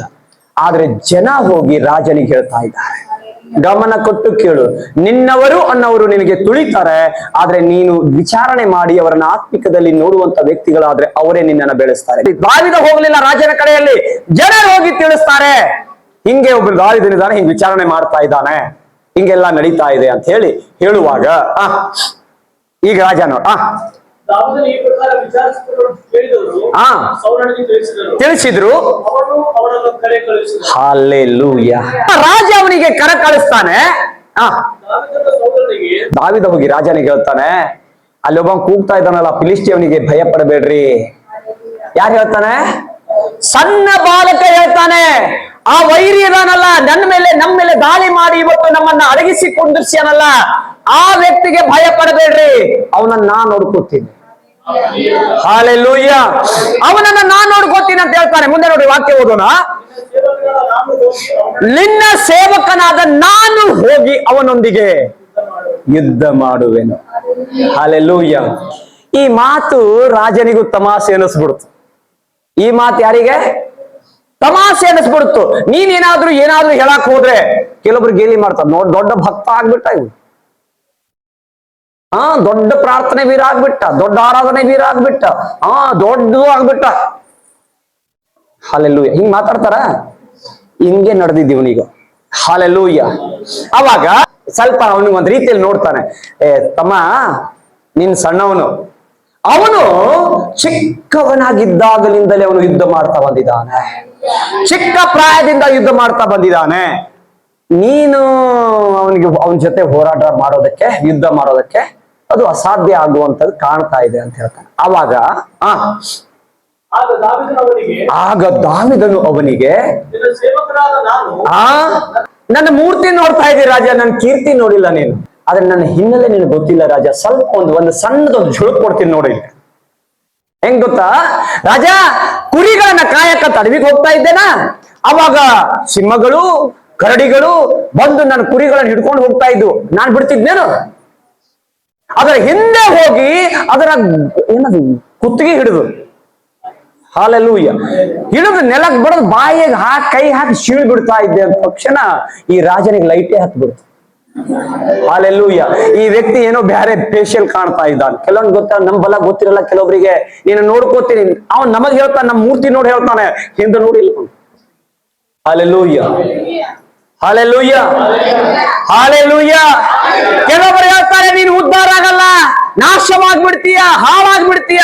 ಹಲೋ, ನಿನಗೆ ಗೊತ್ತಿಲ್ಲ, ನನ್ನ ಹಿಂದೆ ಉದ್ಧಾರ ಮಾಡೋನು ನಿಂತಿದ್ದಾನೆ, ನನ್ನನ್ನ ಕೈ ಹಿಡಿದು ಎತ್ತವನು ನಿಂತಿದ್ದಾನೆ, ನನ್ನನ್ನ ಮೇಲಕ್ಕೆ ತರುವನು ಎತ್ತಿದ್ದಾನೆ, ನನ್ನ ಜೀವಿತವನ್ನ ಆತನು ಕಟ್ಟುವ ನನ್ನ ಹಿಂದೆ ಇದ್ದಾನೆ. Hallelujah, hallelujah. ಪ್ರೀತಿಯ ದೇವಚಂದ್ರೆ, ಇವತ್ತೊಂದು ಆಲೋಚನೆ ಮಾಡ್ರಿ. ದೇವರು ನಿನ್ನನ್ನ ಸುಮ್ಮನೆ ಏನೋ ಫೇಮಸ್ ಮಾಡ್ಬೇಕಂತ ಕರೆದಿಲ್ಲ, ದೇವರು ತನ್ನ ಶಕ್ತಿಯನ್ನ ನಿನ್ನ ಮುಖಾಂತರ ತೋರಿಸ್ಬೇಕಂತ ನಿಂತಿದ್ದಾನೆ. ಹಲ್ಲೆಲೂಯಾ. ಅವಾಗ ರಾಜ ಅಂದ್ರು, ಸರಿ, ಯಾಕೋ ನಿನ್ ಮೇಲೆ ನಂಬಿಕೆ ಬಂದ್ಬಿಡ್ತೀಗ, ಈಗ ಏನ್ ಮಾಡು ದಾವಿದ, ನೀನೇನ್ ಮಾಡು, ಈ ಎಲ್ಲಾ ಸಾಮಾನು ಹಾಕೋ. ಯಾವ ಸಾಮಾನ? ಎದೆ ಕವಚ ಮತ್ ಎಲ್ಲಾ ಸಾಮಾನು ಹಾಕೊಂಡ್ ಬಿಟ್ಟ, ಯುದ್ಧಕೊಂಡ್ತಾನೆ ಇವನು. ಅದು ಗೋಲಿಯಾತನಿಗೆ ಹೊಡ್ಯಾಕೆ. ಇವಂಗ ಎಲ್ಲಾ ಕವಚಗಳನ್ನ ಹಾಕೊಂಡ್ ಬಿಟ್ಟು, ವಸ್ತ್ರಗಳನ್ನ ಹಾಕೊಂಡ್ ಬಿಟ್ಟ, ಒಂದು ಹೆಜ್ಜೆ ಇಡಕ್ ಆಗ್ತಿಲ್ಲ. ಎಲ್ಲಾರಂದ್ರು ನಿಂತಿದ್ರಲ್ಲ, ನಮ್ಮನ್ನ ಯಾವಾಗ್ಲೂ ಟಾರ್ಗೆಟ್ ಮಾಡಿ ಹೊಡ್ಯಾಕ್ ನಿಂತಾರಲ್ಲ, ಇವನ್ ಅನ್ನಂದ್ರು ಕೂಡ ನೋಡ, ಇವಂಗೆ ಬಟ್ಟೆ ಹಾಕೊಳಕ್ ಬರಂಗಿಲ್ಲ, ಎತ್ಕೊಂಡು ಬರಕ್ ಆಗಲ್ಲ, ಯುದ್ಧ ಮಾಡಕ್ ಹೋಗ್ತಾನತ್. ಇವಂಗೆ ಆ ಬೂಟ್ ಎತ್ಕೊಂಡು ಒಂದು ಹೆಜ್ಜೆ ಇಡಕ್ ಆಗ್ತಾ ಇಲ್ಲ, ಇವನು ಯುದ್ಧ ಮಾಡ್ತಾನಂತೆ. ಕೈಯಾಗಿರುವಂತ ಕತ್ತಿ ಹಿಡಿಯಕ್ ಆಗ್ತಾ ಇಲ್ಲ, ಯುದ್ಧ ಮಾಡ್ತಾನಂತೆ. ತಮಾಷೆ. ಕೆಲವೊಂದ್ಸಾರಿ ನೀನ್ ಪ್ರಾರ್ಥನೆ ಮಾಡುವಾಗ ಗೇಲಿ ಮಾಡಿ ಮಾತಾಡೋರಿದ್ದಾರೆ. ಹಲ್ಲೆಲೂಯಾ. ನೀನ್ ಆರಾಧನೆ ಮಾಡುವಾಗ ನಿನ್ನನ್ನ ಗೇಲಿ ಮಾಡಿ ಮಾತಾಡೋರಿದ್ದಾರೆ. ನೀನ್ ಏನೋ ಒಂದು ಒಳ್ಳೆ ಕೆಲ್ಸಕ್ಕಂತ ಕೈ ಹಾಕಿದಾಗ ಗೇಲಿ ಮಾಡಿ ಮಾತಾಡೋರಿದ್ದಾರೆ. ನಿನ್ನನ್ನು ಎಳೆದು ಹಿಂದ್ ಒಗೆಯೋರಿದ್ದಾರೆ. ಹಲ್ಲೆಲೂಯಾ. ಅವಾಗ ದಾವಿದ ಹೇಳ್ತಾನೆ, ರಾಜ, ಒಂದ್ ರಿಕ್ವೆಸ್ಟ್, ಇದೇನ್ ಬೇಕಾಗಿಲ್ಲ ನನಗೆ, ನಾನು ಹಂಗೆ ಹೋಗ್ತೀನಿ. ಹಲ್ಲೆಲೂಯಾ. ಹುಡುಗರು ಆಟ ಆಡ್ತಾರೆ ಗೊತ್ತೇನ್ರಿ, ಒಂದ್ ಕಟ್ಟಿಗೆ ಆಟ ಹಿಂಗ್ ತಿರುಗಿಸ್ಕೊಂಡು ಓಡಾಡ್ತಾ ಇರ್ತಾರೆ, ನೋಡಿದಿರಾ? ಮತ್ ಇವನು ಹಂಗೆ ಒಂದ್ ಸಣ್ಣ ಕಟ್ಟಿಗೆ ಇಟ್ಕೊಂಡ ಹಿಂಗ್ ಹೋಗ್ಕೋತ ಆಟ ಆಡ್ಕೋತ ಹೋದ. ಹಿಂದ್ ಓದಿರ್ಬೋದು, ಸಾಯ್ತೀವೋ ಹೋಗ್ಬೇಡ, ಇವ್ರ ಟೀಮ್ನವ್ರು ಹೇಳಿರ್ಬೋದು, ಸಾಯ್ತೀನಿ, ನಾನು ಸಾಯಿಸ್ಬಿಡ್ತಾನೆ ಹೋಗ್ಬೇಡ ಅಂತ ಇವ್ರು ಓದಿರ್ಬಹುದು. ಆ ಚಿಕ್ಕರಿಂದ ಹೇಳ್ತಾನ ಅವನು, ನನಗೆ ನಾಯಿಗೆ ತಿಳ್ಕೊಂಡಿ ನೀನು, ಅವ ಯಾರು? ವೈರಿ. ಸಣ್ಣ ಒಂದ್ ಕಟ್ಟಿಗೆ ತಗೊಂಡು ಓಡ್ ಬರತ್ತಿ ನನ್ಗೆ ಹೊಡ್ಯಾಕ. Hallelujah, hallelujah. ಅವ ಹಂಗ ಅನ್ಕೊಂಡ್ ಕೂತಾನ್ರಿ. ಅವಾಗ ಅವನ್ ಹೇಳ್ತಾನೆ, ಅವ ಏನಂತ ಗೊತ್ತಾ, ಬಾ ಸ್ವಲ್ಪ ನಿನ್ನ ಸೀಳಿ ನಾಯಿ ನರಿಗೆ ಹಾಕ್ತೀನಿ ಅಂತ ಹೇಳಿ ಅವ ಹೇಳ್ತಾನೆ. ಕೆಳಗಿಂದ ಕೂಗ್ತಾನ ಅವನು, ಗೋಲಿಯಾತ ವೈರಿ. ಹಾಲೆಲೂಯ್ಯ. ಆದ್ರೆ ಇವ ಹೇಳ್ತಾನೆ, ಏ ಗೋಲಿಯಾತ, ಕೈಯಾಗ ಕಟ್ಟಿಗೆ ಅಷ್ಟೇ ಕಾಣ್ತಾ ಇದೆ, ಕಣ್ ಹಿಡ್ಕೊಂಡ್ ಹೋದ. ನೀ ನನಗೆ ಏನಾರ ತಿಳ್ಕೊಂಡಿ ನೀನು? ಹಾಲೆಲೂಯ್ಯ. ಏ ದಾವಿದ, ನಿಮ್ ಅಣ್ಣಂದ್ರ ಅದಾರ ನೋಡ, ಅವ್ರಿಗೆ ಕೇಳ ನನ್ನ ಬಗ್ಗೆ. ನಿಮ್ ರಾಜ ಇದಾನಲ್ಲ ಸೌಲ, ಅವನಿಗೆ ಕೇಳ ನನ್ನ ಬಗ್ಗೆ. ನನ್ನ ಬರೇ ಧ್ವನಿ ಕೇಳಿ ಅವ್ರು ಒಳಗಿಂದ ಹೊರಗೆ ಬರಾಕತ್ತಿಲ್ಲ, ನೀ ನನ್ ಕಟ್ಗೆ ಇಟ್ಕೊಂಡು ಬರ್ತೀಯ? ಒಂದ್ ಸಣ್ಣ ಒಂದ್ 2-3 ಕಲ್ಲು ಇಟ್ಕೊಂಡು ಬರಾಕತ್ತೀಯ ನೀನು ಅಂತೇಳಿ ಗೇಲಿ ಮಾಡಿದ. ಅವಾಗ ಅವನ್ ಹೇಳ್ತಾನೆ ಗೊತ್ತ ದಾವಿದ, ಏ ಗೋಲಿಯಾತ, ನನ್ನ ಕೈಯಲ್ಲಿ ಕಟ್ಟಿಗೆ ಮಾತ್ರ ಕಾಣ್ತಾ ಇದೆ, ನನ್ನ ಕೈಯಲ್ಲಿರುವಂತ ಕವಣೆ ಮಾತ್ರ ಕಾಣ್ತಾ ಇದೆ, ನಿನಗ್ ಗೊತ್ತಿಲ್ಲ ನನ್ನ ಹಿಂದೆ ಯಾರಿದ್ದಾರಂತ. ಹಾಲೆಲೂಯ್ಯ. ನೀನಾದರೂ ಈಟಿ ಕತ್ತಿ ಬರ್ಚಿಗಳನ್ನು ಹಿಡ್ಕೊಂಡು ನಿಂತಿದ್ದಿ, ಎಲ್ಲ ರೆಡಿಯಾಗಿ ನಿಂತಿದ್ದಿ. ನಾನಾದರೂ ನನ್ನ ಸೃಷ್ಟಿಕರ್ತನಾದ ದೇವರ ನಾಮದಲ್ಲಿ ಬರ್ತಾ ಇದೆ. ಇವತ್ತು ಯಾರಾದ್ರೂ ನಿಮ್ಮ ಒಳಗಡೆ ಇದ್ರೆ ಪರಿಸ್ಥಿತಿಗಳನ್ನು ನೋಡಿ ಭಯ ಪಡಬೇಡ, ಅಲ್ಲಿ ನಡೀತಿರುವಂತಹ ಕಾರ್ಯಗಳನ್ನು ನೋಡಿ ಭಯ ಪಡಬೇಡ, ನಿನ್ನ ಮೇಲೆ ಬರುವಂತಹ ಅಪವಾದಗಳನ್ನು ನೋಡಿ ಭಯ ಪಡಬೇಡ, ನಿನ್ನ ಮೇಲೆ ಆಗುವಂತಹ ದಾಳಿಗಳನ್ನು ನೋಡಿ ಭಯ ಪಡಬೇಡ. ನಿನ್ನ ಪರ ದೇವರು ನಿಂತಿದ್ದಾನೆ ಅನ್ನೋದನ್ನು ಮರಿಬೇಡ. ದೇವರು ನಿನ್ನ ಪಕ್ಷದಲ್ಲಿದ್ದು ನಿನಗೆ ಜಯದ ಜೀವಿತವನ್ನು ನಿಲ್ಲಿಸ್ತಾನೆ. ಹಲ್ಲೆಲೂಯಾ. ನೋಡಿ 47ನೇ ವಾಕ್ಯವನ್ನ ಸ್ವಲ್ಪ ಓದ್ತೀರಾ? ಓಕೆ, ಅದನ್ನ ಕಂಟಿನ್ಯೂ ಮಾಡಿ, ಅದನ್ನ ಇನ್ನೊಂದು ಸ್ವಲ್ಪ ಕಂಟಿನ್ಯೂ ಮಾಡಿ, ಅನಂತರ 47ನೇ ವಾಕ್ಯಕ್ಕೆ ಹೋಗೋಣ. ಫಿಲಿಷ್ಟಿಯನು ದಾವಿದನ ಸಮೀಪ. ಇನ್ನೊಂದು ಸ್ಟೋರಿ ಚೆನ್ನಾಗಿದೆ ನೋಡ್ರಿ. ಹಲ್ಲೆಲೂಯಾ. ಓಕೆ, ಒಂದಿಬ್ರು ಬರ್ತೀರಿ ಸ್ವಲ್ಪ. ಇದು ದಾವಿದ, ಅದು ಗೋಲಿಯಾತ. ಸ್ವಲ್ಪ ಹಾಗೆ ಸುಮ್ಮನೆ ತಮಾಷೆಗೆ. ಹಲ್ಲೆಲೂಯಾ. ಓಕೆ, ಅಲ್ಲಿಂದ್ರ ಮನೇನ. ಓಕೆ, ಇದು ದಾವಿದ ಪಕ್ಷದಲ್ಲಿ, ಈಗ ನನ್ ಕಡೆ ಅಲ್ಲ, ನಮ್ ಟೀಮ್ ಇದು, ಅದು ಆ ಕಡೆ ಟೀಮ್. ಈ ದಾವಿದ ಏನ್ ಮಾಡ್ತಾನೆ ಗೊತ್ತೇನ್ರಿ? ಆ ಫಿಲಿಸ್ಟಿಯನ್ ಆದಂತ ಗೋಲಿಯಾತನ ಒಂದ್ 2 ಹೆಜ್ಜೆ ಇಡುವಾಗ, ಇವನ್ ಯುದ್ಧ ಮಾಡಕಂತ ಬಂದಾಗ ಈ ದಾವಿದ ಓಡ್ ಹೋಗಿ ಅವನ್ ಟೀಮ್ನಾಗ ಸೇರ್ಕೊತಾನೆ. ನೀ ಬಾರಮ್ಮ ಈ ಕಡೆ. ಹಲ್ಲೆಲೂಯಾ. ಏನ್ ಅನಿಸ್ತದೆ ಇದಕ್ಕೆ? ಸ್ವಲ್ಪ ಅಲ್ಲಿ ಹಂಗಿದೆ. ಏನ್ ಅನಿಸ್ತದೆ ನೋಡು, ಯುದ್ಧ ಮಾಡಕ್ ಹೋದವನು ಹೆಂಗ್ ಓಡಾಡತ್ತ ನೋಡು. ಯೆಹೋವನು ಈಟಿ ಕತ್ತಿಗಳ ಇಲ್ಲದೆ ರಕ್ಷಿಸಬಲ್ಲವನು ಅಂತ ಹೇಳಿ ಇಲ್ಲಿ ಕೂಡಿರುವವರು ಎಲ್ಲರಿಗೂ ಗೊತ್ತಾಗತ್ತೆ. ಹಲ್ಲೆಲೂಯಾ. ನನ್ನ ದೇವರಿಗೆ ಆಯುಧಗಳು ಬೇಕಾಗಿಲ್ಲ, ನನ್ನ ದೇವರ ಕೈಯಲ್ಲಿ ಚಾಕು ಚೂರಿ ಬೇಕಾಗಿಲ್ಲ. ನನ್ನ ದೇವರ ಪ್ರಸನ್ನತೆ ಇದ್ರೆ ಯಾವ ವೈರಿನ ಮುಂದೆ ನಿಂತ್ಕೊಳ್ಳಕ್ ಆಗೋದಿಲ್ಲ. ಹಲ್ಲೆಲೂಯಾ. ಯಾವ ದುಷ್ಟ ಶಕ್ತಿನೂ ನಿನ್ನ ಮುಂದೆ ನಿಂತ್ಕೊಳ್ಳಕ್ ಆಗೋದಿಲ್ಲ. ಈ ವ್ಯಕ್ತಿ ದಾವಿದ ಏನ್ ಮಾಡ್ತಾರೆ? ಮುಂದೆ ಬಂದಾಗ ಓಡಿ ಹೋಗಿ ಅವರ ತಂಡದಲ್ಲಿ ಸೇರ್ಕೊತಾನೆ. ಯಾಕಂದ್ರೆ ಯುದ್ಧಪಡವು ಯೆಹೋವನ ಕೈಯಲ್ಲಿದೆ, ಆತನು ನಿಮ್ಮನ್ನು ನಮ್ಮ ಕೈಗೆ ಒಪ್ಪಿಸಿಕೊಡುವನೆಂದನು. ಕೂಡಲೇ ಆ ಫಿಲಿಷ್ಟಿಯನು ಹೊರಟು ದಾವೀದನೊಡನೆ ಯುದ್ಧ ಮಾಡುವುದಕ್ಕೆ ಸಮೀಪಿಸಿದನು. ನೋಡ್ರಿ, ಯುದ್ಧ ಮಾಡಾಕಂತೇಳಿ ದಾವಿದನ ಸಮೀಪಕ್ಕೆ ಬಂದಾಗ ದಾವೀದನು ಫಿಲಿಷ್ಟಿಯ ಸೈನ್ಯದ ಕಡೆಗೆ ಓಡಿ ಹೋಗ್ಬಿಟ್ನಂತ. ಅಲ್ಲ, ತಮಾಷೆ ಅಲ್ಲ ಇದು? ಯುದ್ಧ ಮಾಡಾಕಂತೇಳಿ ಅವನು ಬರ್ತಂದ್ರೆ ಇವನ್ ತಪ್ಪಿಸ್ಕೊಂಡು ಇವ್ ಹಿಂಗ್ ಬಂದ್ರೆ ಇವ್ ಓಡಿ ಹೋಗಿ ಅವನ ಹಿಂದೆ ಬರ್ತಾನ. ಹಲ್ಲೆಲೂಯಾ. ಎಲ್ಲರೂ ಅನ್ಕೊಂಡು ಬಿಟ್ರು, ಏನು ಯುದ್ಧ ಮಾಡ್ತಾನೆ ಇವ್ ನಮ್ಮನ್ನ ಹೀಯಾಳಿಸೋದಕ್ಕೆ ನಿಂತಿದ್ದಾನೆ, ನಮ್ಮ ಅವಮಾನ ಮಾಡೋದಕ್ಕೆ ನಿಂತಿದ್ದಾನೆ ಅಂತ ಹೇಳಿ ಎಲ್ಲರೂ ಗೇಲಿ ಮಾಡುವ ಸ್ಥಿತಿ ಉಂಟಾಯಿತು. ಆವಾಗ ದಾವಿದನು ಈಗ ದಾವೀದನು ಫಿಲಿಷ್ಟಿಯ ಸೈನ್ಯದ ಕಡೆಗೆ ಓಡಿ ಹೋಗಿ ಆ ಫಿಲಿಷ್ಟಿಯನನ್ನು ಸಂಧಿಸಿ, ನೋಡ್ರಿ, ಆ ಫಿಲಿಷ್ಟಿಯನ ಸಂಧಿಸಿ ಕೈಯನ್ನು ಚೀಲದಲ್ಲಿ ಹಾಕಿ, ಕೈಯನ್ನ ಚೀಲದಾಗ ಹಾಕಿ ಒಂದು ಕಲ್ಲನ್ನ ತೆಗೆದು ಗುರಿ ಇಟ್ಟು ಹೊಡೆದಾರಿ. ಗೋಲಿಯಾತ ದಡಲ್ ಅಂತ ಕೆಳಗಡೆ ಬಿದ್ದ. ಇವನ್ ಕೈಯಲ್ಲಿ ಈಟಿನೂ ಇಲ್ಲ, ಕತ್ತಿನೂ ಇಲ್ಲ, ಬರ್ಜಿನೂ ಇಲ್ಲ, ಒಂದು ಕಲ್ ತಗೊಂಡು ಹಿಂಗ್ ಹೊಡಿತಾನ. ಹಲ್ಲೆಲೂಯಾ. ನಾನು ಹೆಂಗ್ ವಿಚಾರ ಮಾಡಿದೆ ಗೊತ್ತಾ? ಈ ಸಣ್ಣ ಹುಡುಗನ ಶಕ್ತಿ ಎಷ್ಟಿರ್ಬೋದು, ಎಷ್ಟು ಸ್ಪೀಡ್ ಹೋಗಿರ್ಬೋದು. ಅಲ್ಲೆಲ್ಲೂಯ್ಯ. ಆದ್ರೆ ಗೋಲ್ಯಾತ ಹೆಂಗಿದ್ದಾನ್ ಗೊತ್ತೇನ್ರಿ? ತಲೆಯಿಂದ ಪಾದದವರೆಗೆ ಪೂರಾ ಪ್ಯಾಕ್ ಇದೆ. ಜಾಗ ಇರೋದು ಒಂದೇ ಒಂದು ಹಣೆಯಲ್ಲಿ ಅಷ್ಟೇ. ಯಾಕಂದ್ರೆ ಇಷ್ಟು ಕಣ್ ಕಾಣಬೇಕಲ್ಲ, ಮುಂದೆ ಕಾಣ್ಬೇಕಲ್ರಿ. ಇಷ್ಟು ಮಾತ್ರ ಗ್ಯಾಪ್ ಇಟ್ಕೊಂಡಿದ್ದಾನ ಅವನು. ಪೂರಾ ಪ್ಯಾಕ್. ಹೆಂಗ ಹೊಡೆದ್ರು ಅವ್ನಿಗೆ ಬೆಟ್ಟಾಗಲ್ಲ, ಎಲ್ಲಿ ಹೊಡೆದ್ರು ಅವನಿಗೆ ತೊಂದರೆನೇ ಇಲ್ಲ. ಆದ್ರೆ ದಾವಿದ ಬಿಡ್ಲಿಲ್ಲ. ಹೆಂಗೋ ಮಾಡಿ ಒಂದು ಕವಣೆಯನ್ನ ಸುತ್ತಿ ಬಿಟ್ಟ. ನಾನು ಹೇಳ್ತೀನಿ, ಕೈಯಾಗ ಇವನ ಕೈಯಲ್ಲಿ ಕವಣೆ ಇರುವ ತನಕ ಇವನ ಶಕ್ತಿ ಇತ್ತು. ಯಾವಾಗ ಆ ಕವಣೆಯನ್ನ ಕೈಯಿಂದ ಬಿಟ್ನೋ, ಹಲ್ಲೆಲೂಯಾ, ಅವನ ಶಕ್ತಿ ಅಲ್ಲ, ಆ ಕಲ್ಲು ದೇವರ ಶಕ್ತಿಯಿಂದ ವೇಗವಾಗಿ ಹೋಗಿ ಆ ವೈರಿಯ ತಲೆಯನ್ನ ಸೀಳಿ ಹಾಕಿತ್ತು. ಆ ವೈರಿಯನ್ನ ನೆಲಕ್ಕೆ ಬೀಳಿಸಿತ್ತು. Hallelujah, hallelujah. ಅವಾಗ ಎಲ್ಲರೂ ನೋಡ್ತಾರೆ, ಇವರು ಫಿಲಿಸ್ತಿಯರ ತಂಡದಲ್ಲಿ ಅವನು ಇದಾನಲ್ಲ, ಕುಣಿದಾಡ್ಕೋತ ಹೋಗ್ತಾನೆ. ಹೋಗಿ ಅವನ ಕತ್ತಿ ತಗೊಂಡು ಅವನ ತಲೆ ಮೇಲೆ ನಿಂತು ಕೊಂದು, ಅಣ್ಣಗಳು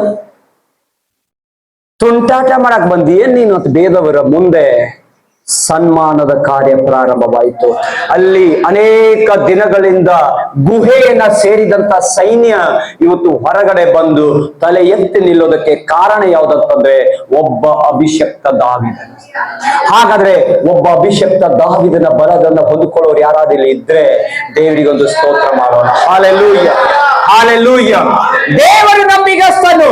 ದಾವಿದನನ್ನ ಬಲಪಡಿಸಿದ ಕರ್ತನು ಇವತ್ತು ನಿನಗೂ ಬಲಪಡಿಸ್ತಾನೆ. ಆದ್ರೆ ಪರಿಸ್ಥಿತಿಗಳನ್ನ ನೋಡಿ ನಿನ್ನ ವಿಚಾರಗಳ ಬದಲಾವಣೆ ಮಾಡಬೇಡ. ಅಲ್ಲಿರುವಂತಹ ವಿಚಾರಗಳನ್ನು ಬದಲಾಯಿಸಿಕೊಳ್ಳಬೇಡ. ಪರಿಸ್ಥಿತಿಗಳ ತಕ್ಕಂತೆ ನೀನು ಕುಣಿಬೇಡ. ನಿನ್ನ ಜೊತೆ ನಿನ್ನ ದೇವರಿದ್ದಾನ ಅನ್ನೋದನ್ನ ನೆನಪಿನಲ್ಲಿ ಇಟ್ಕೋ. ನಿನ್ನ ಜೊತೆ ನಿನ್ನ ಕರ್ತನಿದ್ದಾನ ಅನ್ನೋದನ್ನ ನೆನಪಿನಲ್ಲಿ ಇಟ್ಕೋ. ಹಲ್ಲೆಲೂಯಾ. 47ನೇ ವಾಕ್ಯ ಹೇಳ್ತದೆ ನೋಡಿ, ಯೆಹೋವನು ಈಟಿ ಕತ್ತಿಗಳ ಇಲ್ಲದೆ ರಕ್ಷಿಸಬಲ್ಲವನೆಂತೇಳಿ ಇಲ್ಲಿ ಕೂಡಿರುವಂತ ಪ್ರತಿ ಒಬ್ಬೊಬ್ಬರಿಗೆ ಅದು ಗೊತ್ತಾಗ್ತದೆ. Hallelujah, hallelujah. ಪ್ರೀತಿಯ ದೇವಚಂದ್ರೆ, ಯಾವಾಗಲೂ ನನ್ನ ಮುಂದೆ ಇರುವಂತ ಶಕ್ತಿ ದೊಡ್ಡದಂತ ಅನ್ಕೋಬೇಡ. ದೆವ್ವ ದೊಡ್ಡದಂತ ಅನ್ಕೋಬೇಡ. ಮಾಟ ಮಂತ್ರದ ಶಕ್ತಿ ದೊಡ್ಡದಂತ ಅನ್ಬೇಡ. ನಿನ್ ಮುಂದೆ ಇರುವಂತ ಪರಿಸ್ಥಿತಿಗಳು ದೊಡ್ಡದಂತ ಅನ್ಕೋಬೇಡ.